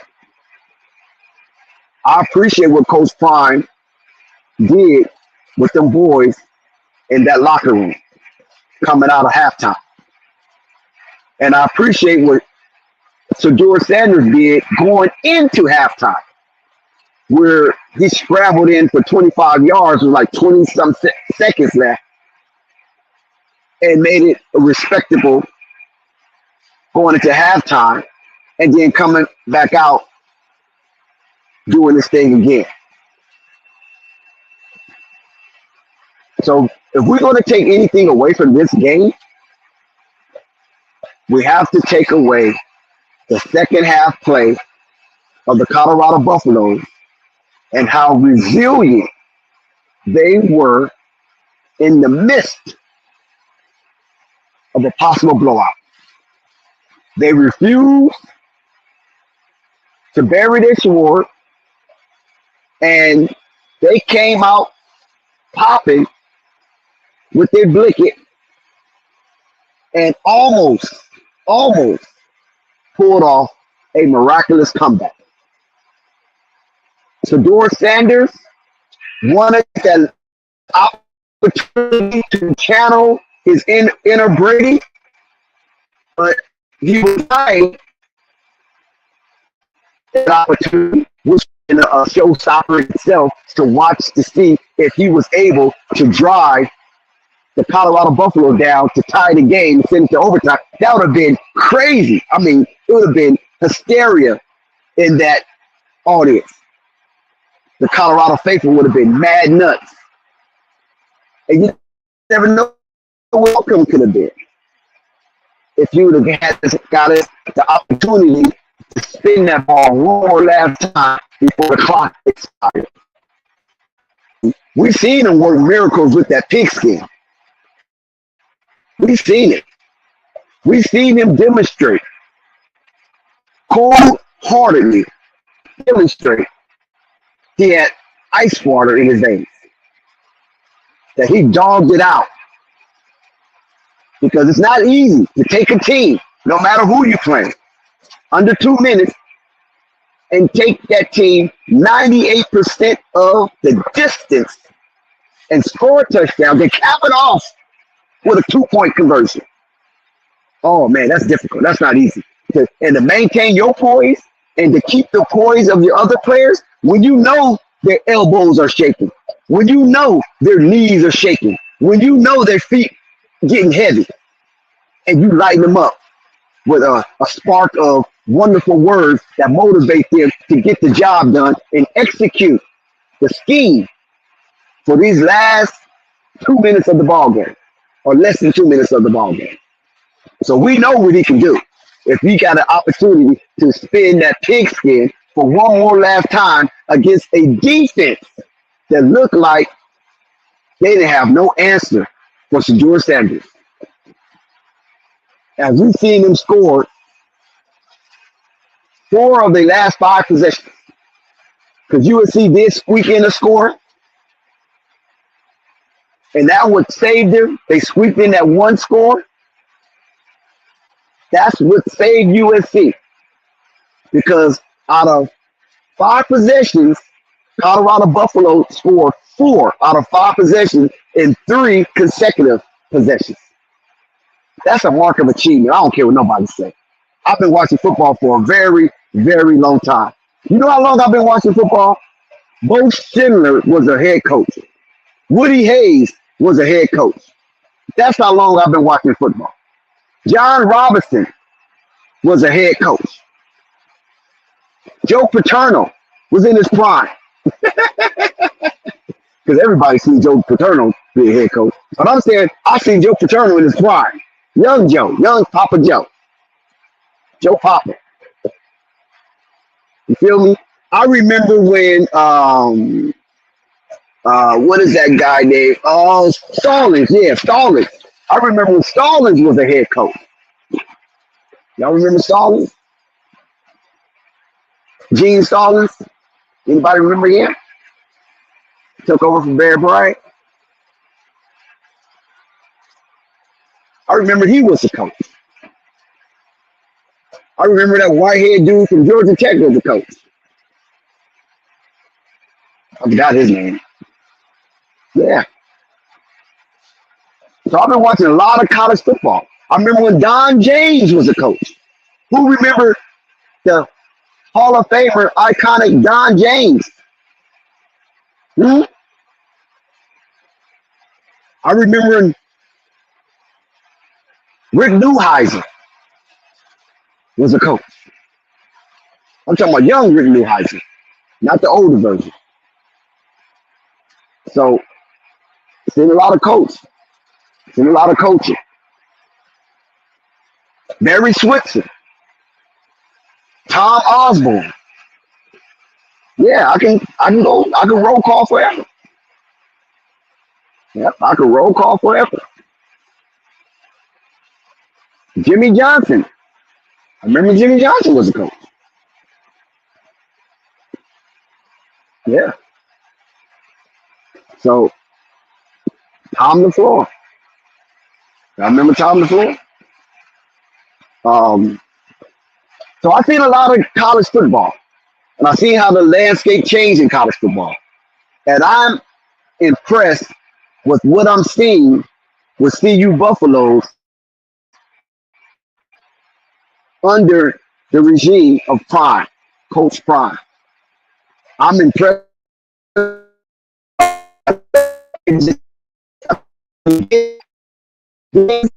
when he gets his boys full throttle. I just can imagine what he's going to do when a lot of these other players leave. And Texas, I like what's going on in Texas. I like what's going on with Texas with Coach Sharp. I like what's going on in Texas. Florida State look like they might be around now because once a Florida team starts being competitive and up in the top five, we're gonna get a lot of stay-home players coming out of Florida. And Thunder and I had a conversation along with Chief Bartran about these Florida kids. And like I said, I definitely know what's going on in Belgrade. Because I've been up in Belgrade and I've seen all them old dark-skinned dudes with red eyes and gold teeth. And those, I don't know where the hell they come from. I don't know where them dudes come from. Because I ain't really seen too many black people look like that. I only see them in Belgrade and Gould, Florida. Those are the only places I've seen them black dudes with red eyes, with dark skin, and gold teeth. Very colorful. So if you want to look for a color man, that's where you might find them. Because they're very colorful. And I'm saying this in jest, of course. Very colorful. Very dark. I remember my girl was like, I'm scared. I'm like, scared of what?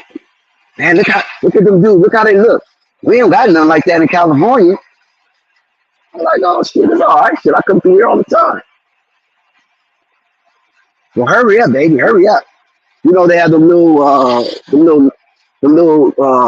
you call them stores? They ain't really called liquor stores because in California they call liquor stores, but they call something else in Florida. They got another name for them little side stores, mom and pop shops.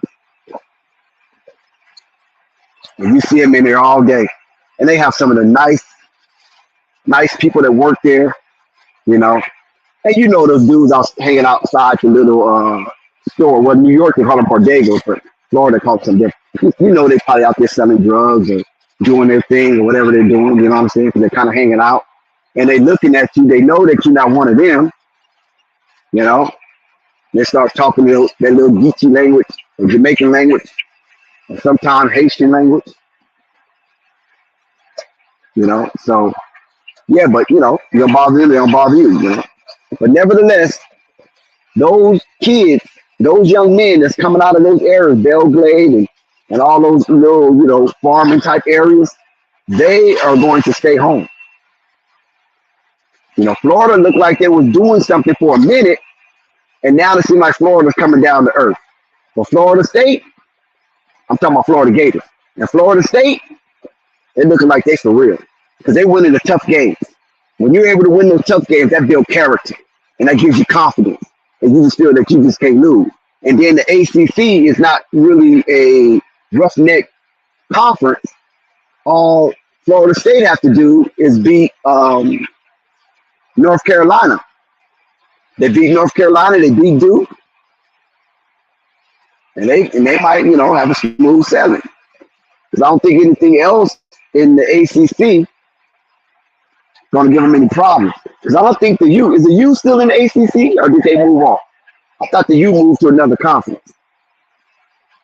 But I can't put that as canonical. I'm not saying that's canonical.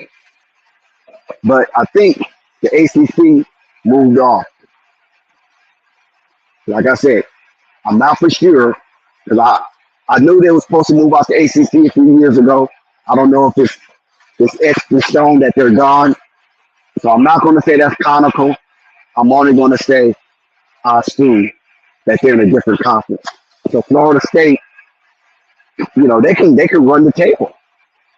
They can actually run the table up there in the ACC. Now I don't know how respectful that would be to the competition committee. I don't, especially if other teams go undefeated, because I don't think they see the ACC as a real competitive conference. But who knows, It's all about the bread. It's all about the bottom line. It's all about keeping NCAA football in the black. So, and we know ACC and Florida State, their fans travel well. They travel well with that team. We saw that when Jameis Winston was there. 'Cause they played that game in Pasadena, if y'all remember. That Florida State game was in Pasadena. I was there, but I wasn't inside the game. I was only on the perimeter. So I wasn't able to get in the game for that national championship.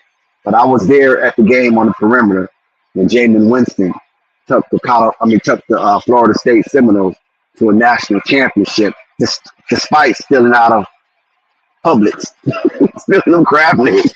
And I don't believe he actually stole the crab legs. I mean, he was Jameis Winston in Tallahassee. He was everything in Tallahassee. People gave him them. He probably go to that store all the time and get crab legs. So I never believed that he stole them. I'm quite sure he wasn't supposed to have them, but I just believe that knowing Tallahassee, like I know Tallahassee, because I've definitely been to Tallahassee. I've definitely been on FAMU, and I've definitely been at Florida State campus. That's a nice campus, by the way. Florida State has a nice campus. And FAMU is right there, too. And we all know that FAMU has always won the award of being the most partying school in college, in the college landscape. Nobody out-parties FAMU. And let me tell you another thing. This is a side note. This is just a side note. Tallahassee, Walmart. Anybody if you're on the stream, you're from Tallahassee, you can bear me witness. That damn Walmart in Tallahassee is like a fashion show.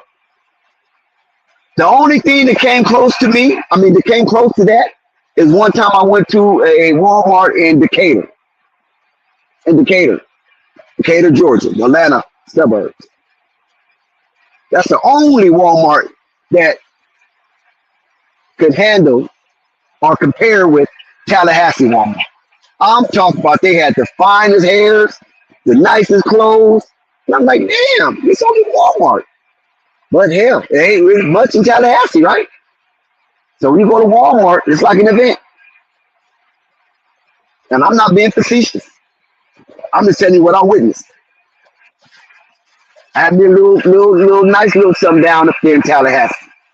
Had a nice little condo down there when I go. Had the keys to the crib. And yeah, I noticed that. Good food. Oh, they got some good soul food up in Tallahassee too. Oh yes. Yes, you go down them back roads in Tallahassee, go south, and then you got some little shops there that don't even look like they're open. Look like they're all boarded up. So this is a damn soul food spot. And boys, that food good. You didn't think Florida had good soul food like that. You wouldn't think Florida had good soul food like that. Because all you thought you could get some frog leg, alligator tail, or something like that in Florida. Ah, man, they got some real good soul food. And I enjoyed it. I mean, the place looked like shit, but the soul food was great. It was heaven. It was heaven on plate.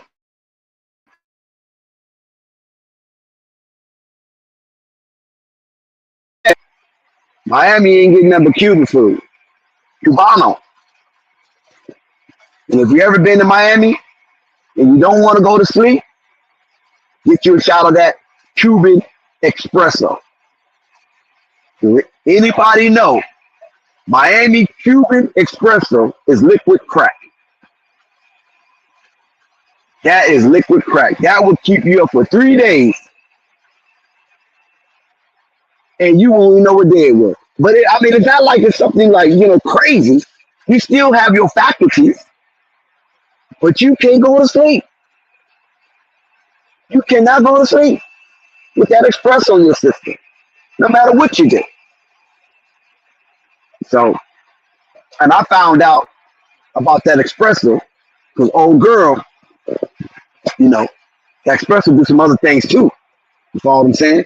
Not only will you not go to sleep, but guess what? Little Charlie ain't going to sleep either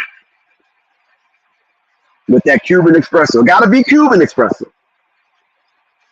Ain't no Puerto Rican espresso. Ain't no Haitian espresso. No Jamaican Mountain Blue. No Jamaican Mountain Blue. I'm talking Cuban espresso. You won't go to sleep. Little Charlie won't go to sleep. And it will swell your nutsacks, pause. And I didn't have a clue.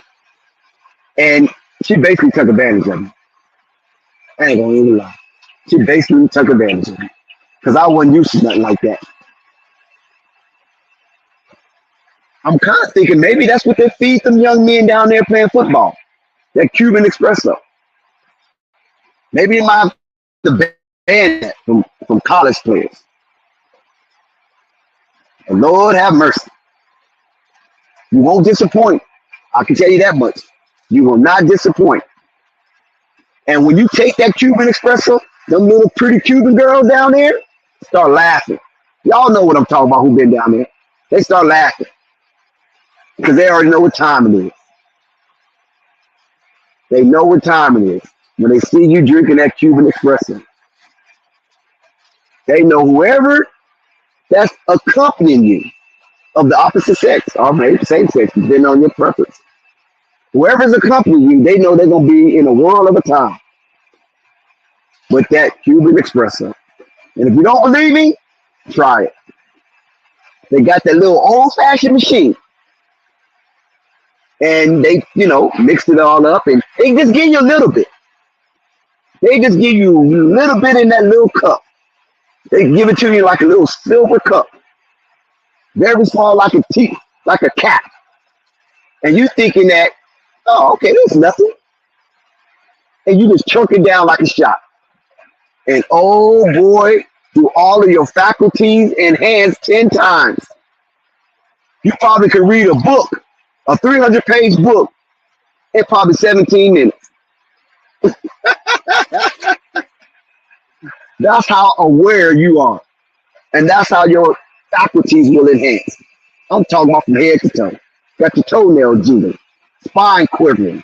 You ready to go. You pumped up. You can take on the world. It will have you thinking that you's mama's favorite friend. And you become the boy that mothers love. Mm, mm, mm. Yeah, that Cuban espresso. Hold on, we got somebody at the door. It's a beautiful day in the neighborhood. A beautiful day in the neighborhood. Oh, we got Murgod. Shout out to Murgod. I'm sorry, bro. I don't know how long you was back there. Man, I was back here for a minute, man, while you was going off talking about Miami Expressos and everything, man. Can you So hear what's me? going on, Murgod? Give us your opinion because I didn't have my device in hand. It was kind of laid down, face down. So I didn't see what was Stupid. going on. What you? I mean, what you want? On the Colorado game or what? What we talking? What's the topic? You want the Colorado game? You talking about Florida, Florida State? What we talking about? You still there, Dex? Dex. Oh Lord, Dex done faded into the abyss, man.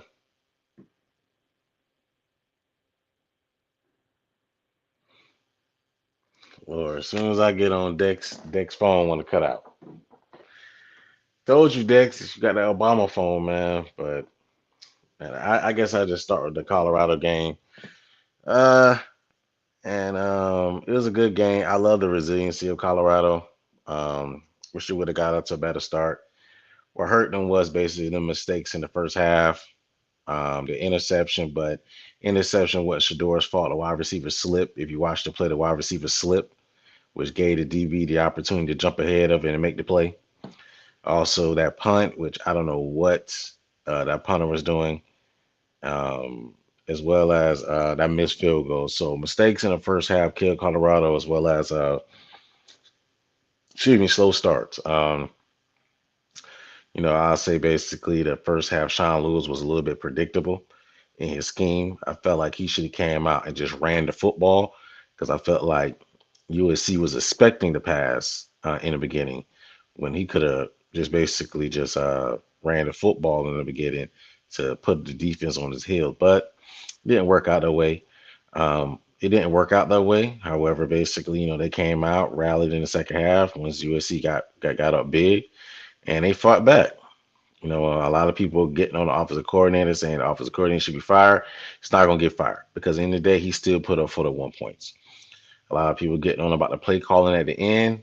Like I said, some of us are offensive coordinator. However, a lot of the rest of us on Shador. If you watch the press conference, Shador even said that he checked out of some pass plays and basically checked into some run plays. So it's on both of them, and it's a learning experience for Shador and reading coverages, reading defenses, and getting better at it. So that's all it is right there. Honest mistake. Yeah, they could have won it. The onside kick wasn't the best.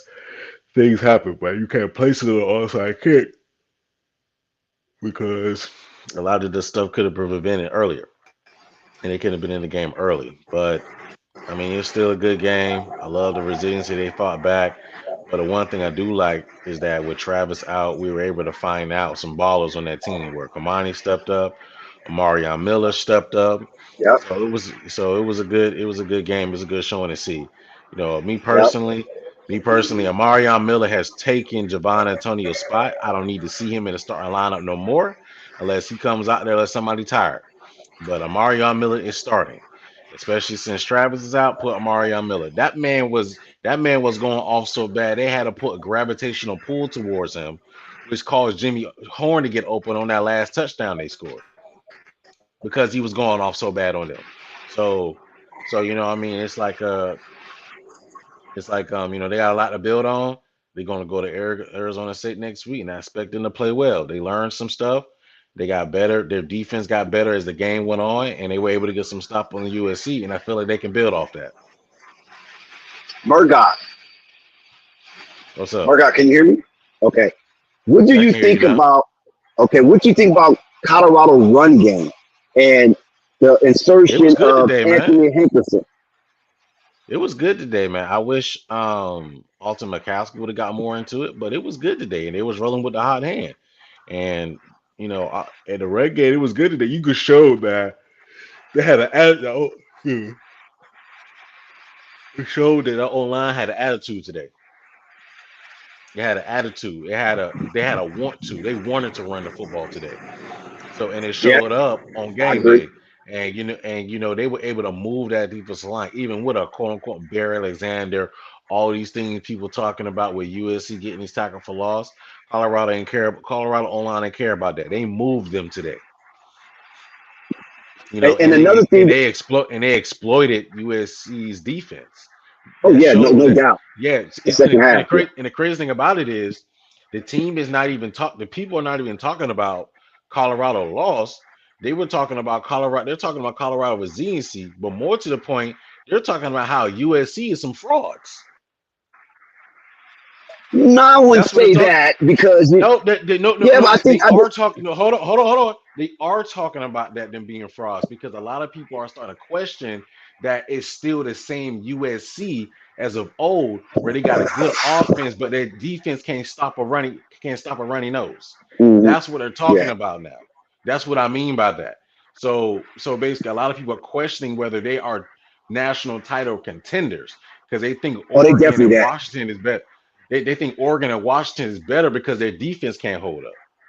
Well, Oregon seemed like there was a better defense based on the fact that I said earlier, the dynamic of the absence of Travis Hunter and that shock that he wouldn't participate based on his hospitalization and the illegal hit that should have been not only reprimanded, but it should have been repercussions behind that. That didn't happen. So there's a lot of injustice there. They were still having that swirling in their head, and they just wasn't ready for what Oregon had for them. But for USC, they was more ready and more prepared to me. But it almost started out as a USC onslaught, but Colorado showed resilience. They bounced back, and they made it a respectable game. I don't think USC is fraudulent.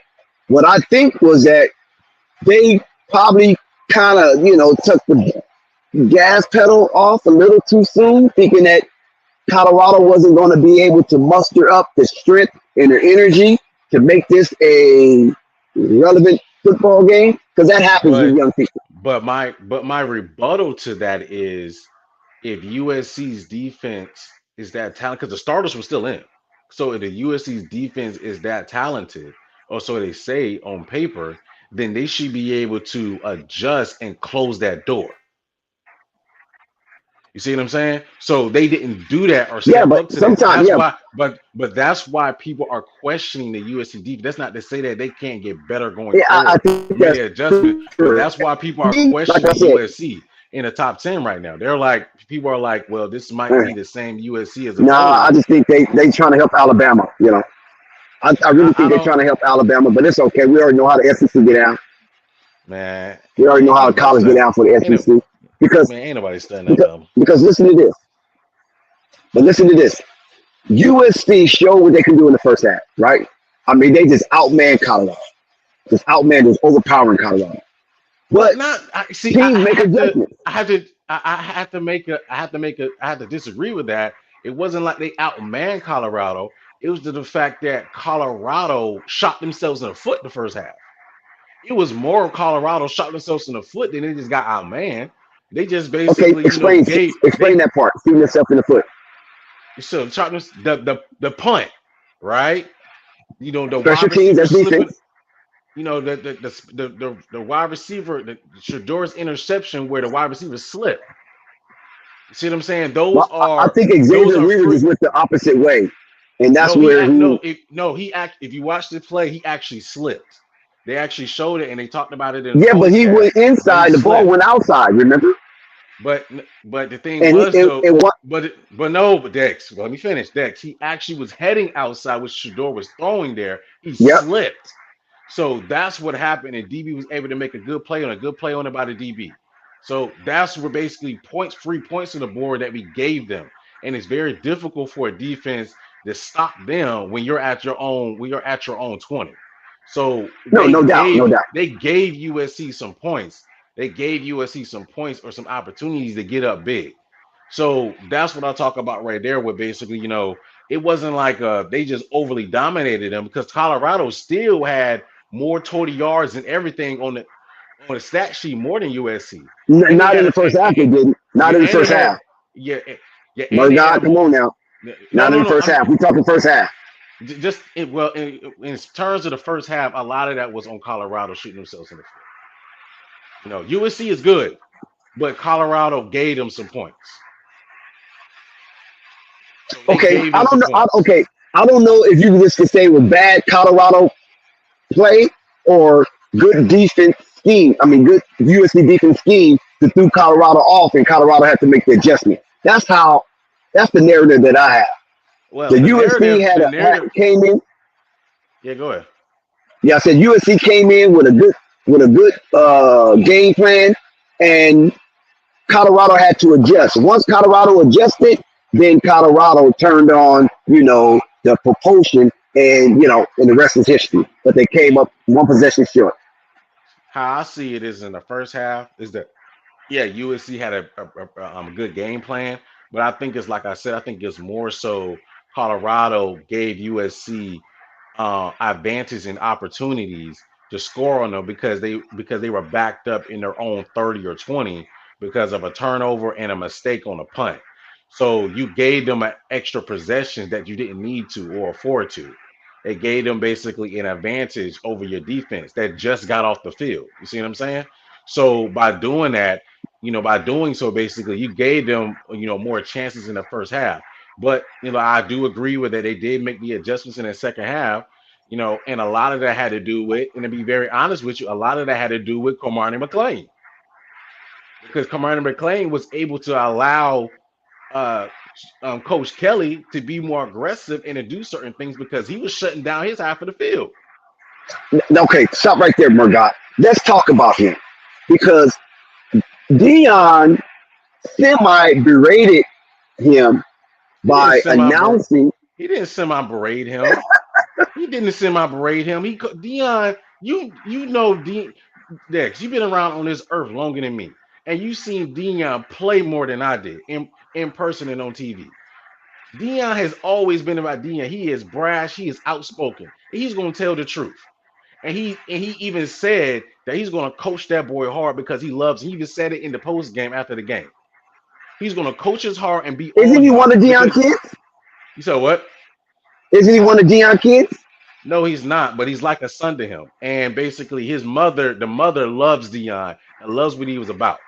That's what I'm saying. He's one of Deion kids. That's what I'm saying. They have a deep relationship more than just a Yeah, yeah. I recruit. mean, you can. I mean, Yeah. listen. I thought you were talking biological. You basically, but No, he's in no, a I know similar. you're not biological. Yeah, yeah. But he's in a similar situation as Travis Hunter, where Exactly. That's what I meant. Yep. it's like his son to him. So he's on Yep. him. He's on. He coaches him hard, and he told Uh the huh. truth. And when he was in that And Horn, interview, right? Horn is yeah, part of that. Yeah. yeah, yeah, and when he's in that interview, although basically the reporter talked about Kamani, Dion, even though he spoke about the things that Kamani needs to get better at, he just didn't limit that to Kamani. He talked about a lot of players. He I even know, but talked stop about there. No, no, no, no, no. Don't go there. Don't go there. Just stay on Kamani. yeah, Go but ahead. I mean, but just talking about Kamani is some things that he needed to improve on as a freshman, meaning showing up on time to meetings, all that kind of stuff like that. Dion is brash. He's going to say that out loud. So, and So, the thing is that, but the thing is though, and I think a lot of the things he said in public, he's more than likely said to Cromartie in private. okay, yeah. So what I'm saying is that his athleticism and his IQ was superb, and it almost seemed like that was a setup. Like that was some capriciousness from Dion and a little mixed with a little skullduggery to maybe throw off the USC and their scheme, thinking that Carmani just wasn't that dude. When we see that he is that dude for real. Oh yeah, yeah. Cromartie's good, man. Cromartie's gonna be good. And then you No, get he's gonna be Travis. good. He's gonna be a standout. Yeah, and then you get Travis back, and basically in a couple of weeks, yeah, this is gonna be a problem Don't on the forget defense. Silo now. Don't leave him out. No, no, I ain't leaving out Shiloh. I'm just talking about corners, but I can't leave out Shiloh. Shiloh was definitely missed. I like Ward as a person, but Ward ain't Shiloh. Right, he ain't Ward don't, Shiloh. yeah, Ward don't make plays like Shiloh make plays back there. Now, what about Cooper? Cooper's good, but I like him in a slot. Okay, got you. Yeah, I like him in a Yeah, they slot as well as I also like so in the Simeon nickel. Craig. Yeah, I like him in the nickel as well as I like Craig in the nickel too. Because I like Got you. Cooper. I like Cooper and I like Craig too. Because Craig's good in the nickel too. Because he got another pick today. The first interception all Caleb Williams. So That's I right. like Craig too. We highlighted that. That's exactly right. Good job, Yeah. Murdoch. But So but listen, so Craig. I'll go back to Kamani because I'm impressed with this youngster, man. I Yeah, like man. him. I like him. I like the size. I like the way he's out there, kind of a bully. Um, he's only a freshman, and he plays. He's played like he's a junior. Yeah. I Like he mean, plays with a lot of experience. Dion let him cook for 4 weeks. I mean, plus a lot of people don't realize too, he got to camp late. So they were already in a week of, I think already in a week of getting fall camp started. He came late. So that's kind of basically how that went right there. He came late to camp. So it takes him a while to get adjusted, where there's, also on the field and practice, but also in the personal life, getting adjusted to school, just goes to Colorado. I mean, it took his time to get adjusted. And it was just his coming out party now, especially with injuries down, with Travis and to other cornerbacks. So it allowed him to be able to step up. And he stepped up in a big way, man. Yeah. Now you were talking about Roderick, right? You were talking about Roderick. That's Ward. He had Yeah. nine. He had like nine. There was nine tackles, five Yeah, I solo. like So he yeah, was I he like was putting his arms around the ball carrier. yeah, he He was was though, hugging but him. yeah, he was though, but he's just not that good in coverage, if that makes Okay, sense. coverage. Coverage is where he's kind of laxo at. Like that, for example, that pass interference. Yeah, Even though yeah, basically that I was hated ugly. that, even though I hated that call, if he turns his head around just turns his head around and act like he's making a play of the ball. That's not called. And that's a Kamani INT. Yeah, yeah. That was devastating right there. And plus Yes, sir. that altered the course of the game because it would have went to Colorado and they would have had the opportunity in good field positions to try to put some numbers on the board. Instead, Most USC definitely. go down there and score a touchdown. Yep, exactly. Mm, yeah, Exactly. but So yeah, that's I the like Camardi though. I mean, he didn't have no tackles today, but just his the way he was guarding those receivers and being somewhat disruptive. Yeah, I like it. But I'm shocked that you don't man, feel this dude, Warren and Warren led the team in tackles today. I'm shocked. man, so basically this dude studio talking about some Shiloh lost his spot. Charlotte ain't lose his spot. Charlotte was hurt. Now Shiloh definitely didn't lose a spot. You're not gonna Nah, beat Charlotte, Pac-12 defensive player of the week and lose your spot the next week. Come on, that ain't gonna happen. nah, that ain't happening, man. That ain't happening, man. Yeah, I So like I like Shiloh as well. I mean, yeah.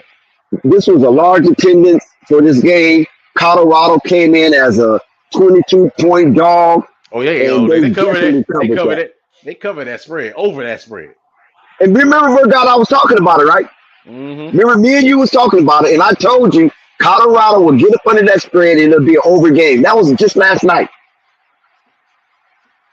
Yep, they covered When that me and you was spread. on the stream last night, Yep.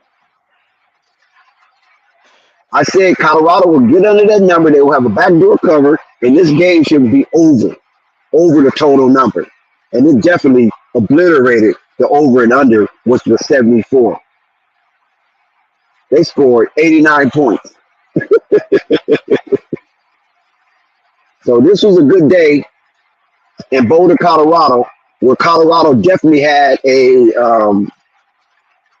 what we call it, a moral victory. Hmm. Because this was a good showing because it looked like this was going to be a blowout. And Ooh, man, Colorado, Fedor listen to said and this, said, I Dex. have something to say about this. Listen to this, Dex. Amarion Miller, 109 receiving yards, are the eighth most in a game in Colorado history, Wait, and the wait, you said the most number wrong, Murgot. You said his number wrong. Don't you took a whole lot from his number. You said 109. 196. Okay, there you go. Yeah, 196 yards are the eighth most in a Colorado game, and a most by a freshman in his first game. Yep. I think Ray Caruth might have the record on that one, Hmm. if I'm not mistaken. The killer Ray Caruth. You know what happened. His sad story happened. The knucklehead got drafted to the Carolina Panthers and got this one young lady, beautiful young lady, pregnant, and he wanted her to have an abortion because he was already married or something. And we know what happened with that. It didn't turn out good for Ray Cool. But yeah, he was a Colorado wide receiver standout. I think he got the record for most games. I think I'm not for sure, but it could be Ray Cool. I have to look it But up. listen, 7 receptions, 196 yards. This fool, Old Miller, averaged 28 yards per catch.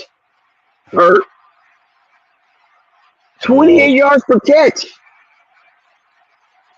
Freshman.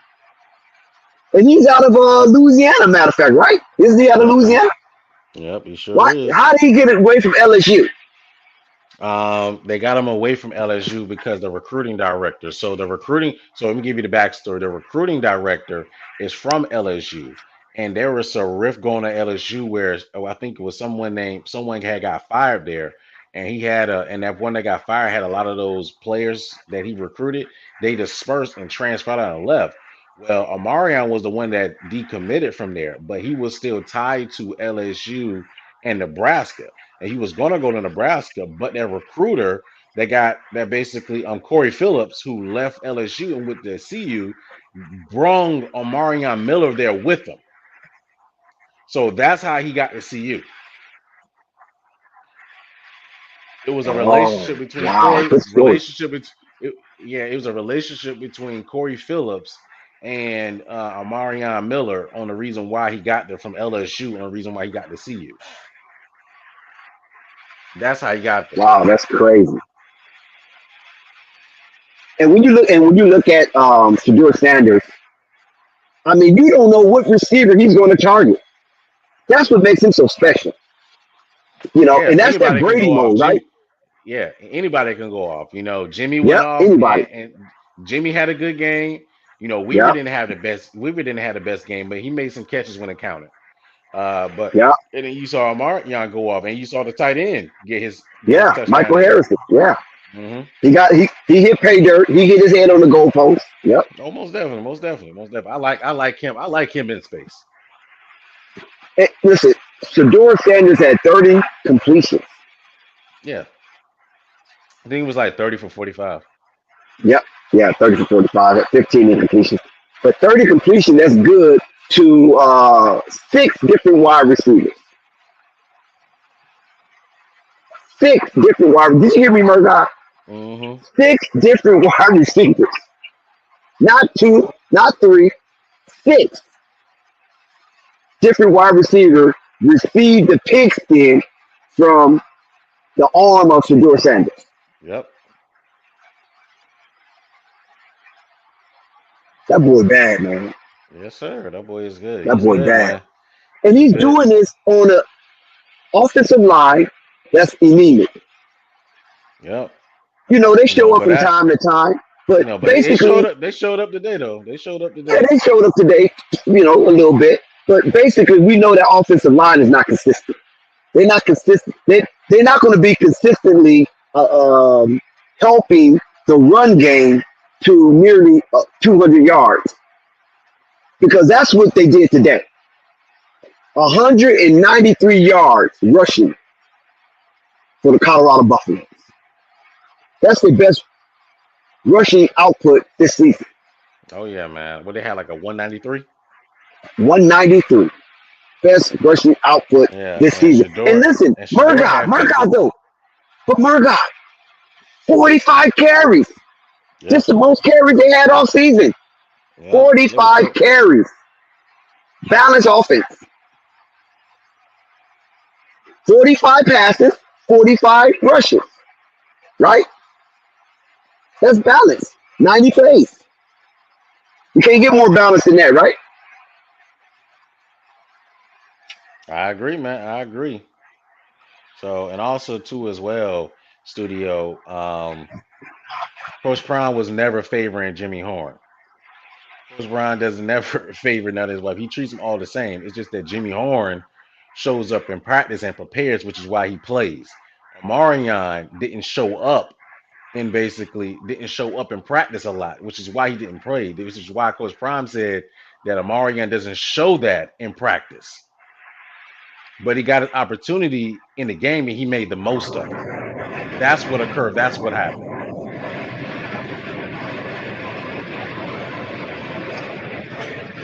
Yep, that's exactly what Prime said.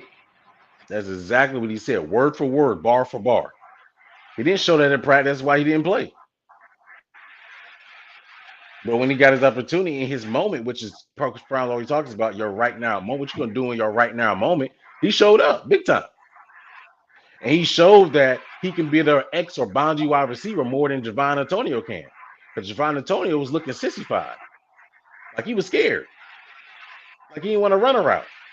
And Amarion got out there and went off on them DBs. Boy, number one couldn't even whoever that DB was on USC couldn't stop him.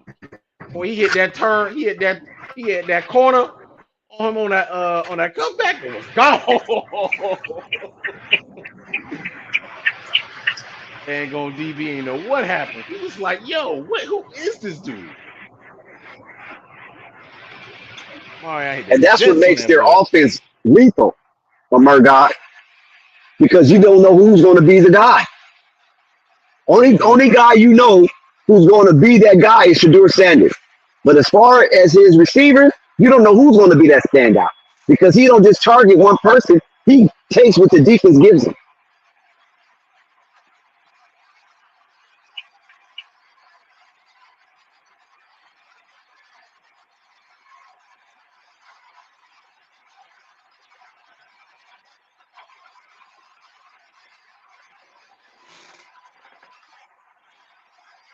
Yeah, I agree. I agree, man. They ain't going. Shador is just good, man, and I think him staying another year is going to benefit him greatly. And I think they're gonna make some things shake in that Big 12 next year. Oh boy, they're gonna make some things shake. Yeah, and he's warning everybody too. He said, "You better get me while you better get me now, Oh because yeah, in a they're gonna minute, make he when gonna I be get my real boys cautious. coming in here, Oh it's yeah, gonna be a wrap." yes sir. And all he need, see, he needs some of them young boys for to get some more experience in the year, like Bishop, McNeil, some of them. But he also gonna get them. He also gonna get some more of them big boys up front, the O line and D Yeah, line, to rotate yeah. in. Oh my God, it's gonna Can you listen. imagine? Can you imagine, Murdoch, if Shadur Sanders didn't have to run for his life damn near every play? I'm trying to tell you, man, he be carving up defenses. He'll be carving them up. Carving him up because it's like people want him to step up. People are, oh, step up in the pocket. He can't. He can't. Exactly, he can't. He can't step up. But I do like the fact that he was more willing to run today. So I Man, like he showed that. I'm glad you recognized that. Because I I said love that earlier in the stream. You wasn't here. I'm glad you recognized that. Because people I seem not to recognize that. That this man used his legs today. And you see how lethal he is when he's a two-way player. You know? He's lethal. Because them legs, he ran that. It was like 20-some seconds left at halftime. They had the ball outside of the 25-yard line. And he looked around, he saw that gaping hole, and he ran through that hole, and he got there so fast. I was like, Shadur was pretty fast. I hmm didn't know he had wheels like that, Murdoch. Who was that? Oh yeah, yeah, yeah. Yeah. I think they recorded him. I think he ran close to 21 miles an hour on that run. What? Yeah, he ran close. I think it was like 20. It was like 20.6, 20.8, something like that. Wow. Yeah. Because I noticed that speed just watching the game. I was like, damn, he got there so fast that the defense couldn't even collapse on him. I know, I know, a lot of people say it looked like he's moving slow. He's not. He's a long strider. That's the difference. Shador like 6'2". He's a long strider when he runs. So he's Okay. picking up. He's picking up like two. He's picking up like 3 yards each step. So, but yeah, he ran close to right. So yeah, he ran close to 21 miles an hour. I wonder is he going to run more? Because I think if he runs more, Colorado's going to be deadly. Yeah, yeah. It allowed it. So with him doing that, it actually opened the offense up a lot more. Yes, it So did. it Most opened the definitely. offense a lot more. It opened up the run game a lot more because he was more committed to running in the read option. Yep. So which kept that defense unbalanced because they didn't know what was coming. Where he was keeping it, what he's giving. Because usually he'll give it, but with him keeping it, sometimes it kept the defense honest. It kept the defense honest, and it actually peeled back those edges. Because before, if you watch the read opposite in the first couple of games, he would give it, and the defensive ends would just peel and hit the running back. Now he's pulling it and running, and basically gaining about 15 yards. He's run played, and the defensive ends got a hold up now because they got to account for him. Now That's right. that gives more room for Hakerson to work, where he ain't got a defensive end barreling down on and hitting him in the backfield.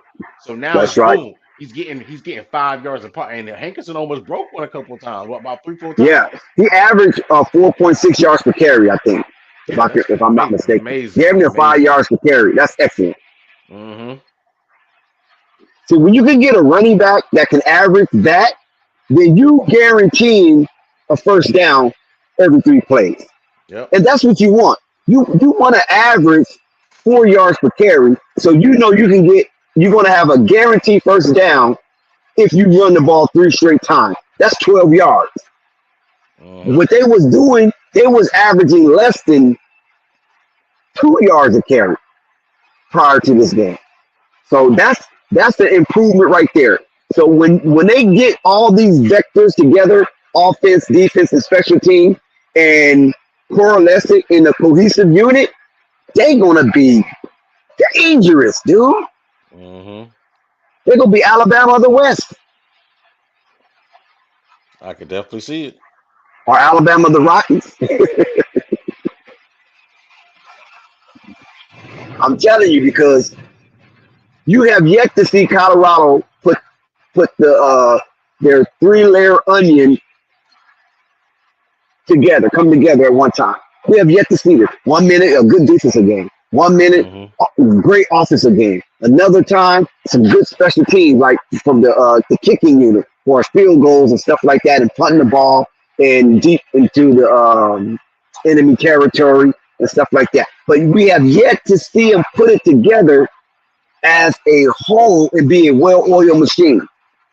Once they do this, I'm telling you, there's no turning back, Mark. Mm-hmm. They're gonna run the table because he's gonna have the athletes. See, that's the thing about it. It's different if he didn't have access to the athletes. If he didn't have access to this elite reservoir of recruitment, then you can say, well, it doesn't matter if they all come together. They ain't gonna win that no way. Nah, dude. He's gonna have all of these dudes come to Colorado and that NIL deal. Do you see how much money he's making for the Colorado Buffaloes to hire new players? Do people see what's going on? And Prime don't need to keep the money. See, that's the point, Murdoch. Prime don't need to keep the money. He's making good money already on and off the field. So he can share the wealth. Where a lot of these programs, they ain't trying to share the wealth like that. That's why they don't want to accept too many NIL deals. Because they don't want to kick out that money like that. They'd rather for the boosters and alumni to put that money back into the program in a different kind of way. So Prime is just blowing the top off the lid, and he's letting it be known. Just watch. Just watch what I'm finna do. Because I don't need the money. I'm a multi-millionaire already. I came in as a multi-millionaire. You follow what I'm saying? I ain't losing no money. I ain't going broke. So a lot of the money that I'm making, I'm giving it back to the staff. I'm giving it back to the kids.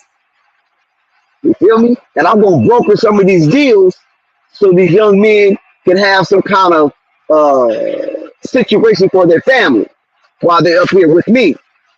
And if they get into the pros, that'll be excellent. But if they don't get into the pros, at least they're going to leave me wealthy. I ain't going to leave no kid. It's going to be no kid left behind. And that's what Prime is setting up. And that's why he want his guys. Because once he get his guys, he know they're going to listen to him wholeheartedly. Mm-hmm. I agree. Because like say for instance, before when Prime was recruiting, right? He's coming out of Jackson State. He's recruiting for Colorado Buffalo, a PWI, right? So by him recruiting for the PWI, a lot of potential recruits can be a little skeptical because, man, I don't know how you gonna get down up there because it's different from Jackson State. You feel me? Their parents could be like pushing that type of propaganda into the kids and be like, and they, I don't know. So now they're witnessing it. Prime is bringing multiple recruits to these Colorado Boulder and Colorado Buffalo football games. So they're seeing and witnessing and feeling the atmosphere, seeing how energetic and hyperbolic it is. And he can say, these people can be cheering for you one day. As soon as you put on that Buffalo uniform, this is your crowd. This is your people. And that's why Prime have announced on several occasions, it's not a white thing, it's not a black thing, it's a see you thing. See you coming thing, because he don't want people to think it's a black thing, and then he miss out on some of these great linemen. I already know what he's doing, because some of these white linemen coming out of Wyoming and Wisconsin and some parts of Ohio and things of that nature that he's probably going to shoot for. You know what I'm saying? Because he's right there. Colorado is one of those states that's part of the Continental Divide, right? The four corners, what Native Americans call the four corners. So you have Colorado, Utah, Arizona, Nevada. So he's going to want to get some of them kids coming out of some of these areas. And some of them might be reluctant if they feel it's just a black thing. I coach. We don't need to really go into detail, but they get a little reluctant, and they go shoot off to Wisconsin, Ohio State, Notre Dame, Penn State. They go shoot off to those schools that have big boys. You know, and Prime is trying to Iowa. Iowa's another state that have a lot of good big boys on the front line. So Prime is trying to break the ice, so some of those guys could find some type of interest, and they have some type of commonality, and it won't feel unwanted by thinking it's just a black thing. So therefore, I ain't gonna even I'm not gonna even look that way. If they send me a letter, I'm not gonna even really pay attention to it. I think that's what he's trying to do, and that's why he have espoused on several different occasions that he's with the Rainbow Coalition. When I mean Rainbow Coalition, not the alphabet rainbow, but the Rainbow Coalition of any and everybody that's welcome if you're a dog. No matter if you're a white dog, Mexican dog, black dog, Asian dog. If you a dog, Native American dog, Hawaiian dog, Polynesian dog, it doesn't matter, Fuji dog. If you a dog, you're welcome to come here anytime. A Samoan dog, because that's what he needs. He needs some damn Samoans on that team. There's some Samoans on that offensive and defensive line. It's a wrap. It's a wrap. For some of them brothers and some of them white boys, it's a wrap. They're going to be unstoppable. They're going to be unstoppable. So you better get Prime now while he's in his infancy, because once he matures and develops out of this infancy stage, and he gets into adolescence and grown stage, it's a wrap. You better get him while he's in his infancy. I'm telling you, I see it. It reminds me of the Pete Carroll UNC era. I'm telling you, I've seen this before. It reminds me of the Nick Saban era at LSU. I've seen this before. It reminds me of the Nick Saban era at Alabama. I've seen this before. Look with Kirby Smart, right? We're seeing it now with Kirby Smart. We see them knocking at the door, and then finally, boom, Georgia have arrived. And I'm seeing it from Colorado.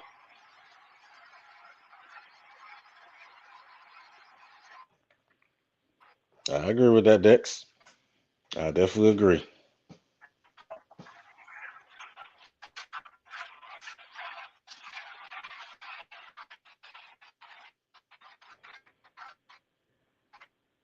Everybody that hanging through with us. Salute to the chat and all of the night riders is riding out with Flight Sports TV on this afternoon as we wrap up the Colorado and Sure. I'm watching the Washington or Arizona State, the Arizona game right now.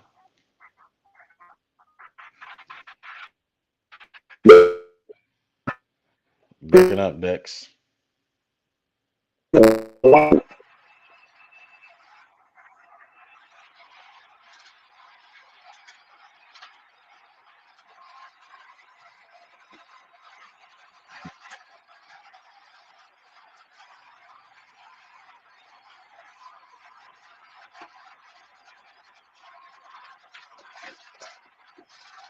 So once again, shout out to Flight Sports TV, the machine. We're here with Murgod and All Access wrapping up the post-game report of the USC Colorado football game that was held in Boulder in front of a sellout crowd. Oh yeah, man. Hey, man, it was a good game, man. Good game, man. Dang, man. I wish it would have got that onside kick. I wanted to see Shador going down and march down there one more time. Yeah, if he would have had another opportunity to touch that ball and spin that pigskin, it would have looked ugly for USC. It would have been ugly. I ain't gonna lie, because USC had no answers. They had no answers at all, man.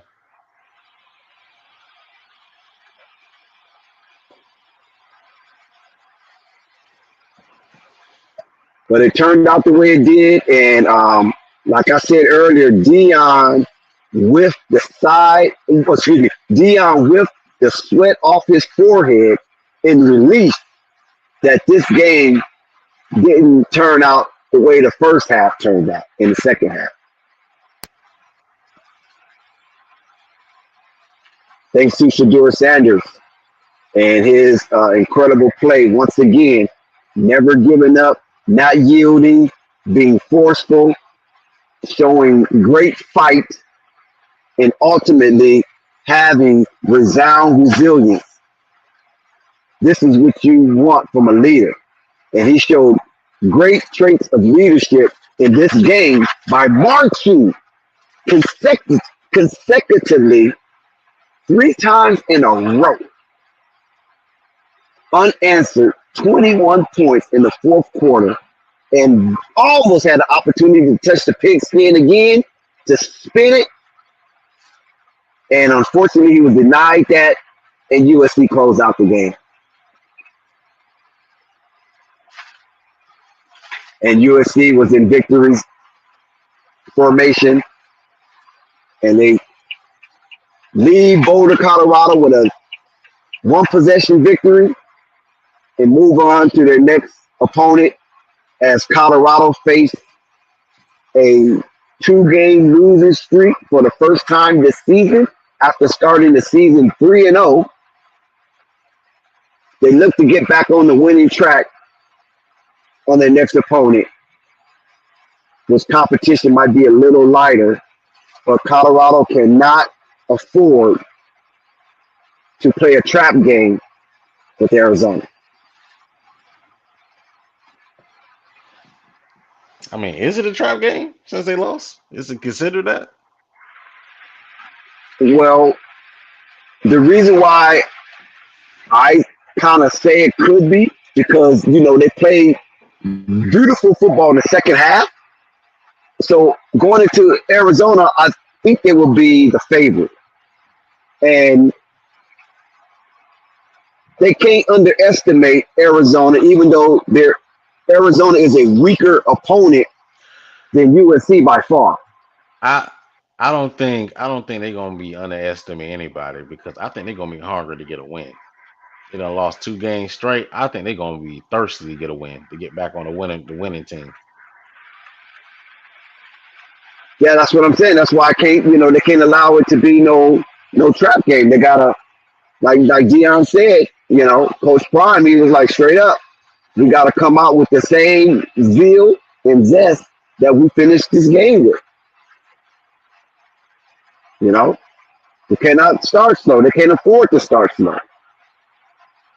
So they will be playing Arizona State next week, and the game is at Arizona State. So this game will be in Arizona State. It's in Tempe.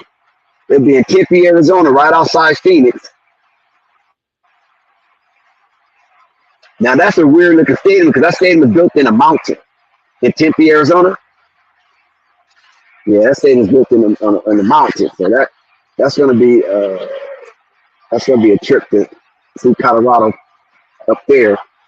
And right now, Arizona State is in the dogfight with Washington, right? Hmm. So that game will be on Pac-12. It'll be on the Pac-12 channel. And then when they play against Stanford, Colorado will be on ESPN the following week on the 13th. They play Stanford, and they will be in Boulder for that one. And ESPN will carry that game. So Arizona State is not a pushover team.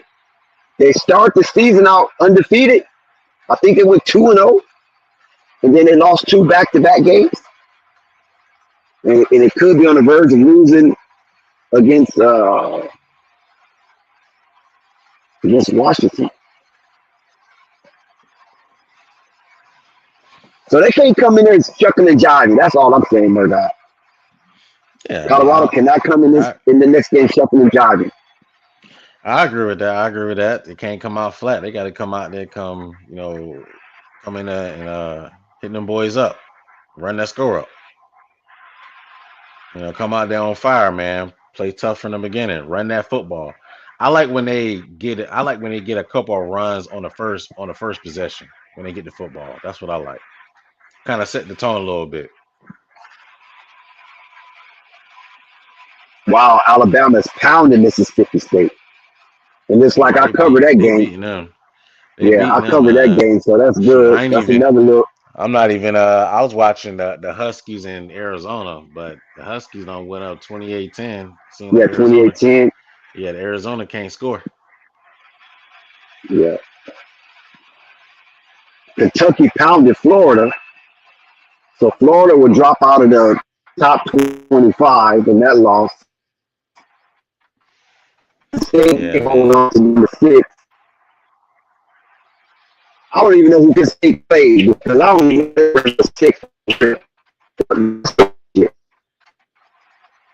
Michigan hold their number 2 slot by blowing out Nebraska.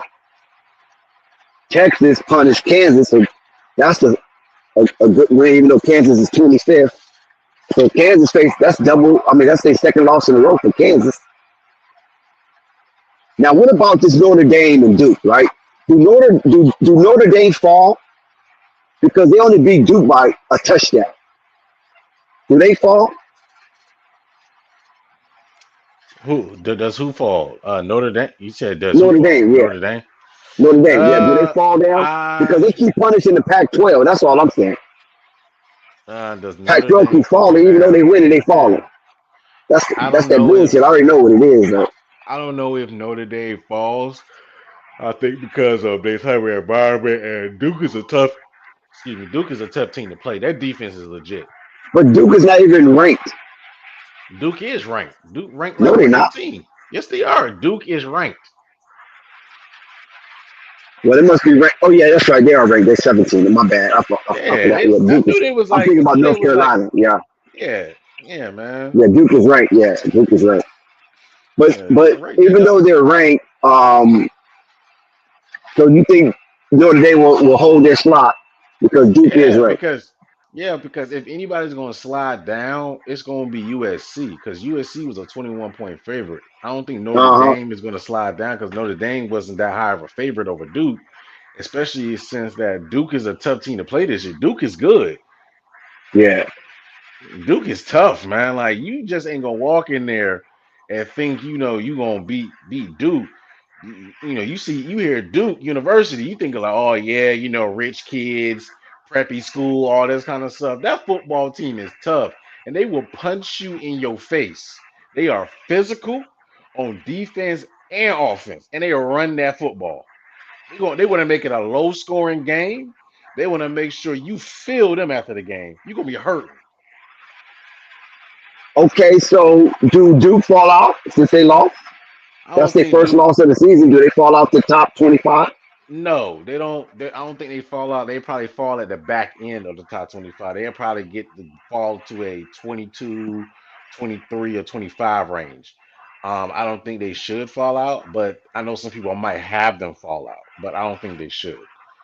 But the thing is, like, I think the Duke season is in jeopardy because they just lost their starting quarterback from an ankle injury. Mm. So I don't think basically they're gonna. I don't think so. If it's any reason to drop them out the top five, if it's the top 25, it's because of their quarterback got injured at the end too. So a lot of people probably don't have the same faith in Duke because of that, which is true because you missing your starting cornerback. Your starting quarterback, unless you got somebody waiting in the ring that's good. I mean, it's very hard to compete without that. Okay. Now it looks like Arizona's about ready to score. They got a second and goal, down 28-10 in the third quarter. They at the 1 yard line. So it looks like they're gonna look like they might punch that one in. I need to see this Penn State, man, because I didn't realize Penn State was Yeah, ranked so high. Penn State good this year, man. Penn State is good this Yeah, year. they undefeated. They're 5-0. Yeah, But who did they honestly, play? Who did they play to get ranked so high though? I mean, I think they played a couple of teams.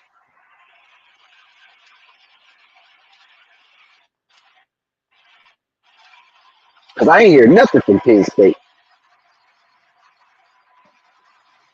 Uh, I mean, I think because of Penn State. They Penn ain't State played beat nobody. Penn State ain't played P- nobody. P- That's that bullshit. yeah, Penn State didn't play nobody, but it's the fact that basically they're beating the teams supposed to beat, and they're beating them, and No, they're Murdoch, covering come the on, spread. man.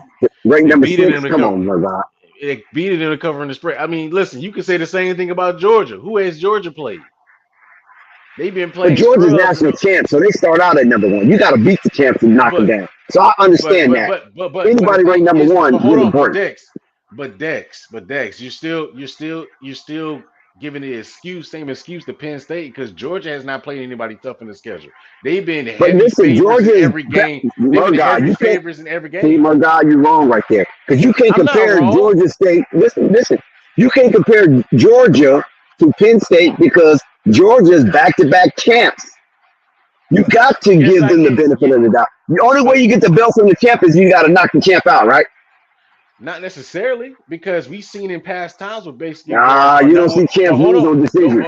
well hold on. Let me finish that. Let me finish this because it's not necessarily because all right, cool. In the beginning, you could probably give them the benefit of the doubt, but as the season goes on, you see where they stack at. And Georgia has not been performing well. I would not be surprised if Georgia coming up in the next poll is not ranked number one. Who gonna outdo them? Michigan? No. You gonna put Michigan at Probably number 1? Probably so because of how they No. won. And no, Dex, listen to me, Dex. It's because of how they won and how it basically beat Nebraska at home, whereas Georgia just struggled to Auburn and almost lost. So evaluators look at that and they're just like, oh, well, this might be a time where we need to bump Georgia down. I'm not I saying that they doubt it. will do it. Not an I'm not. undefeated champ. I'm not saying they will do that, but a lot of them are probably going to be talking about it, and there's going to be some votes that's going to try to put Michigan above Georgia Wow. because Georgia hasn't really performed well because their quarterback has been suspect. But did Georgia damn near put 70 on the team? Like 66 points? You said what? Georgia. Didn't they Uh, put like 66 points on somebody? 67 points or something? Hold on, I got you, George. I got you, Dex. I know it was a cupcake, but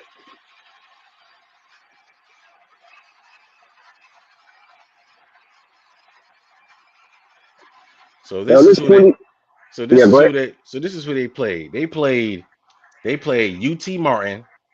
They beat 48-7. They played Okay. Geo- they played That's they played uh-huh. then the next week they played Ball State. They beat 45-3. Then the Okay. following week they were trailing to South Carolina, came back, beat them Yeah. 24-14. The Yeah. next Yeah. week, the next week they beat UAB to basically 49-21. Then this week, they play Auburn. They were trailing most of that game. And then Okay. they came back and won 27-20. And evaluators are going to look at that and be like, I got Georgia, you.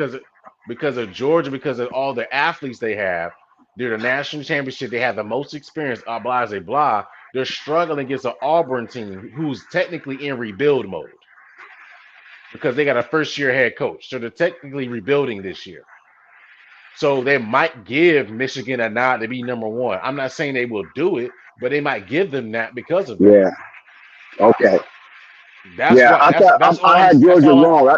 It wasn't Georgia. It was 66. It must have been somebody else I was thinking It about. was. I It thought was it was somebody. Georgia. It was somebody else because if you watch the game, so the two teams they technically played has been South Carolina and Auburn, and In in both of Auburn. those games they were trailing in the beginning. Mm.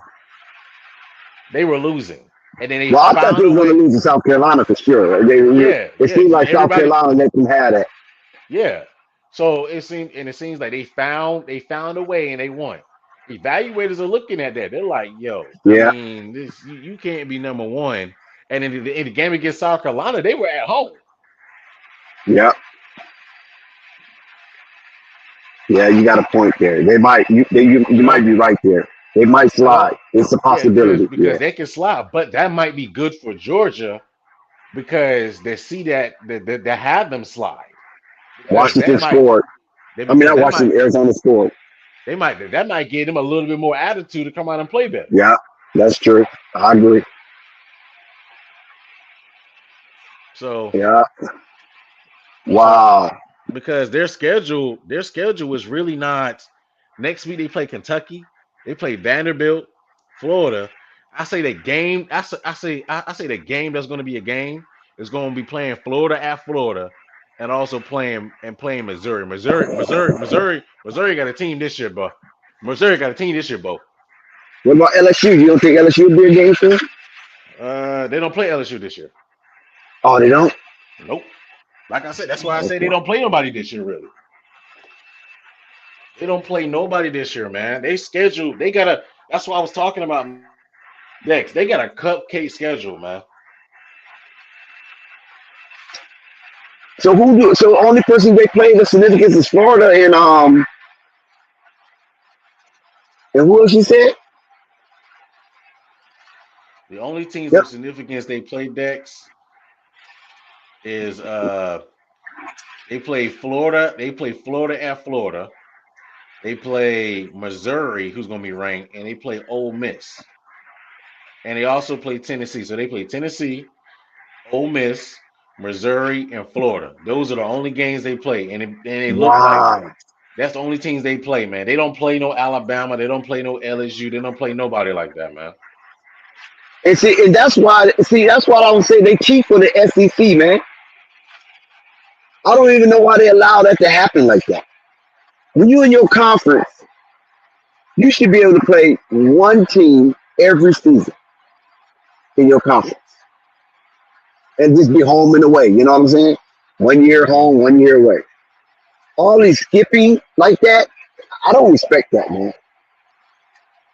See, because the Big 12 don't do it, the Pac 12 don't do it, the Big 10 don't do it. You know what I mean? I don't even think the ACC do it.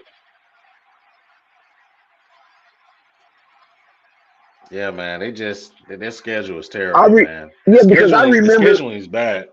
They Yeah, just because I don't. remember. Yeah, I was saying I remember back then when Miami was in the ACC, them and Florida State played every year. Hmm. They didn't skip no years that I can remember. I mean, I could be wrong, but I don't remember them skipping years. Oh, Miami don't play Florida State this year. Now, every now and then, Miami will play Florida. Every now and then, Florida State will play Florida. You know what I'm saying? But that's out of conference.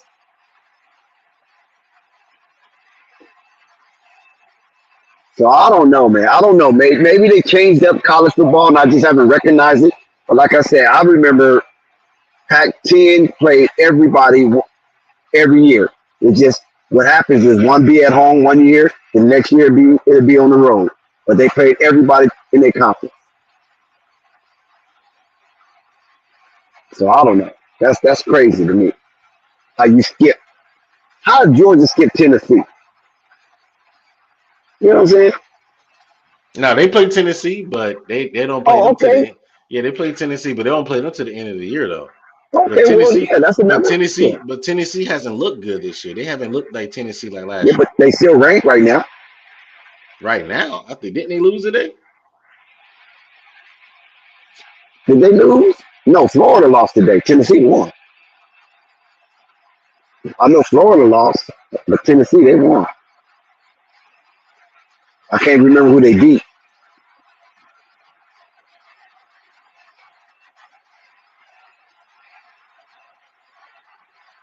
but they did win.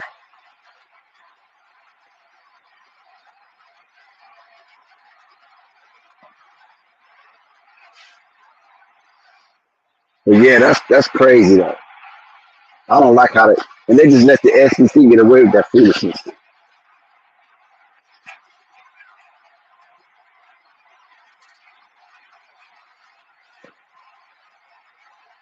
So let's see, Tennessee top 25. Did you find it? Scores. Yeah, can you hear me, Dex? Yeah, I can hear you. Yeah, man. I mean, that's the thing with like Georgia and like some teams, man. Yeah, They don't Georgia play. might fall. You're right, because I'm looking at the Auburn game. Yeah, Yeah, they man. might fall. Yeah, man. They were losing that whole game, man, until they finally got it together late in the second half. Yeah, and Brock Byers turned into Superman out here catching. catching one-hand passes back. This man caught one-hand passes back-to-back, Mm. Dex. And one of them, Carson Beck overthrew him, and he just reached out with his hand and just grabbed it. He just grabbed it. I said, yo, Word. man, that dude brought Raj the alien, man. Yeah, that's crazy within itself, huh? Man, listen, man, but that's what I was talking about, Dex, is evaluators do look at strength of scheduling and how you play these teams that you're supposed to beat. And Georgia has been real suspect on teams they're supposed to beat, especially ranked teams. Yeah, Especially unranked teams. yeah, unranked because South Carolina's not ranked, Yeah, so and unranked. Auburn's not ranked. Exactly. Yeah, you might got a point there. I didn't really. I thought Georgia. I must be looking at somebody else's schedule because I thought Georgia whipped somebody 66 to like 17 or something. That must be somebody else I was looking at. Nah, man. I think because then they didn't. And then you got Michigan who's out here beating teams by 40, the teams they're supposed to beat. And evaluators Right. are going to look at that and they're like, oh, he's doing that. And they just got their head coach back. So they were Yeah. beating teams by 30 without their head coach. They Yeah. just got their head coach back. Now they're beating teams by more of a point margin. So evaluators gonna be like, yo, we might need to bump Michigan up. Yeah. I see. I Yeah. mean, I mean, Michigan was beating Nebraska so bad. The starting quarterback from Michigan, had his girlfriend down in the sideline, bro. He was sitting in a cart, not even paying attention to the game, kissing his girlfriend, man. That's how bad that game Wow. was. That's how bad that game got. That's crazy. That's I'm crazy. like, That's crazy within itself. you know, at To, at to witness at that. and the crazy thing is, at Nebraska, he was doing that. At Nebraska, Wow. they beat the stew out of them. So, but That's crazy. crazy thing is that every Carolina fan is talking so much trash about Matt Rule. It's crazy, bro. Because they don't like him. So, and I don't blame them. Mm. But Well, yeah, you man. know, But it is that's what it is. but yeah, man. So Michigan might move. Michigan might move up. I know Florida State's going to stay the same because they're on a bye week. Right. Yeah. So so they're going to stay even. So I think Michigan and Georgia could alternate spots, and then Florida State stay at 3, and then just everybody else. Then after that, everybody else to do their changes and stuff. Because I think USC going to drop. Because USC Yeah. might That's a drop to 10. possibility. USC probably a drop. Also, Utah's going to drop because they lost to Oregon State. Yeah. So those teams right there might drop. So.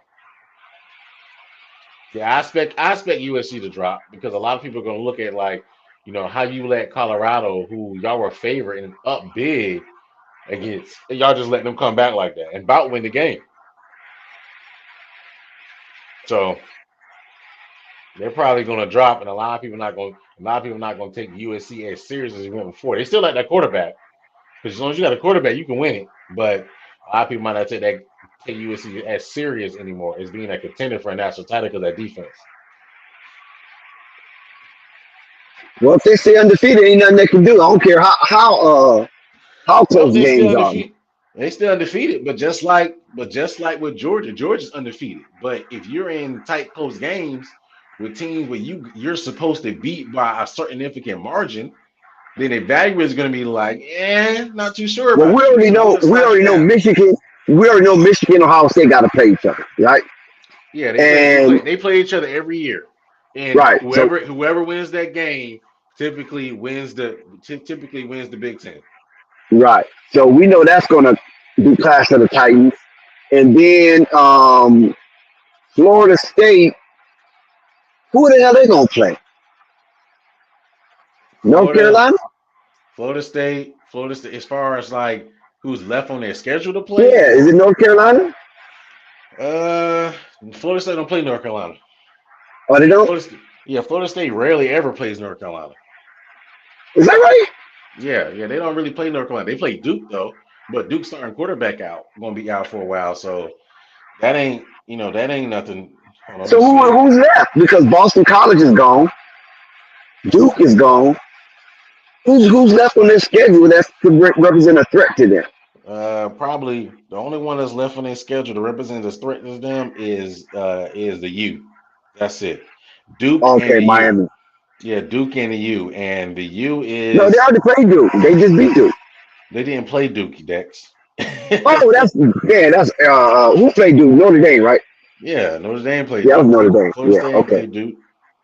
right. So Yeah, so yeah. that means that Duke, like you said, Duke quarterback is out, and you don't know how long that's going to be, right?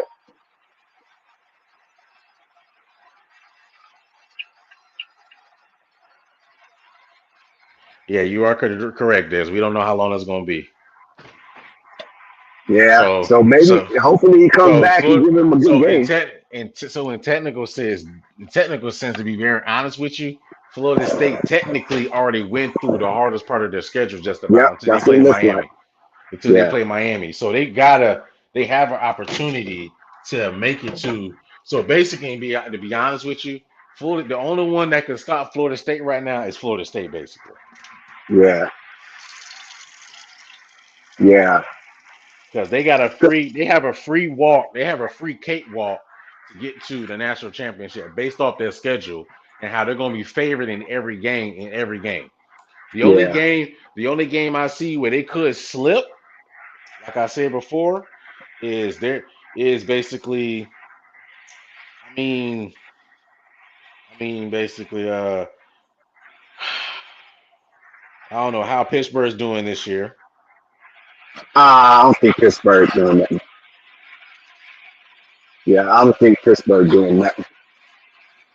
Yeah, Pittsburgh getting they behind whipped by everybody this year, so Pittsburgh ain't doing nothing. And it's so funny. It's so funny, right? Like Uh-huh. Pittsburgh, Pittsburgh has only won one game this year. They are 1-4, right? But Uh-huh. wasn't that the same coach that was talking junk earlier, Pat Narduzzi, that was talking junk earlier about Dion and the transfer portal and That everything?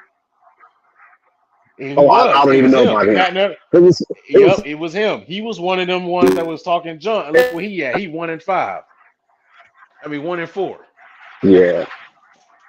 Well, he's mad because Jordan Addison left last season. Yeah, Remember? most He's definitely. been Most mad definitely. since that. Yeah, he's He's been mad pissed. at He he's mad he at got mad at Lane Lincoln Kiffin. Riley.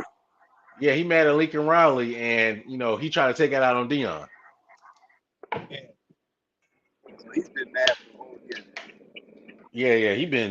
He big mad about that though.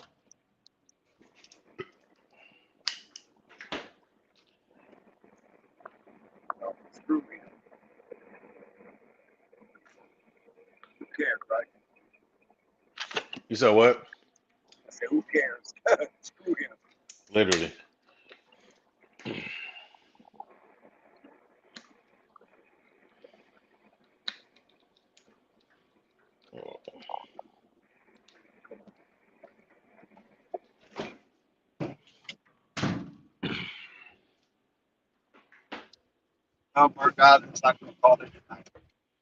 You about to call it a night, man? All right, that's fine, man. That's fine, man. We'll get on resume this next time, man. Got a big game, next Saturday versus Arizona State.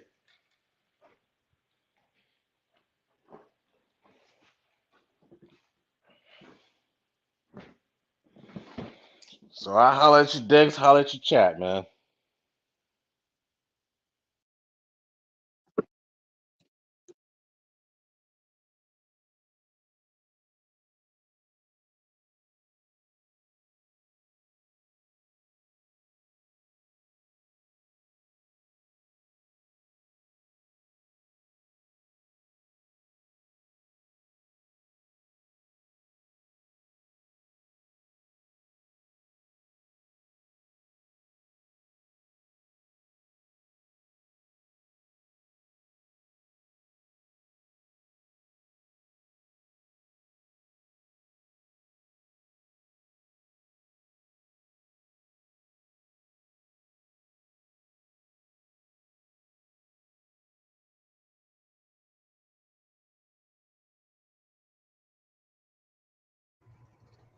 You still there, Murph?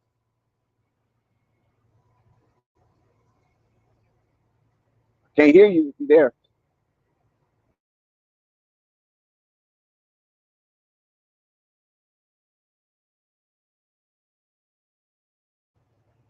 Mic check, mic check. Trying to check to see if I'm online. Anybody tap in the chat? They can hear me. Because I can't hear Murdoch. He's still here.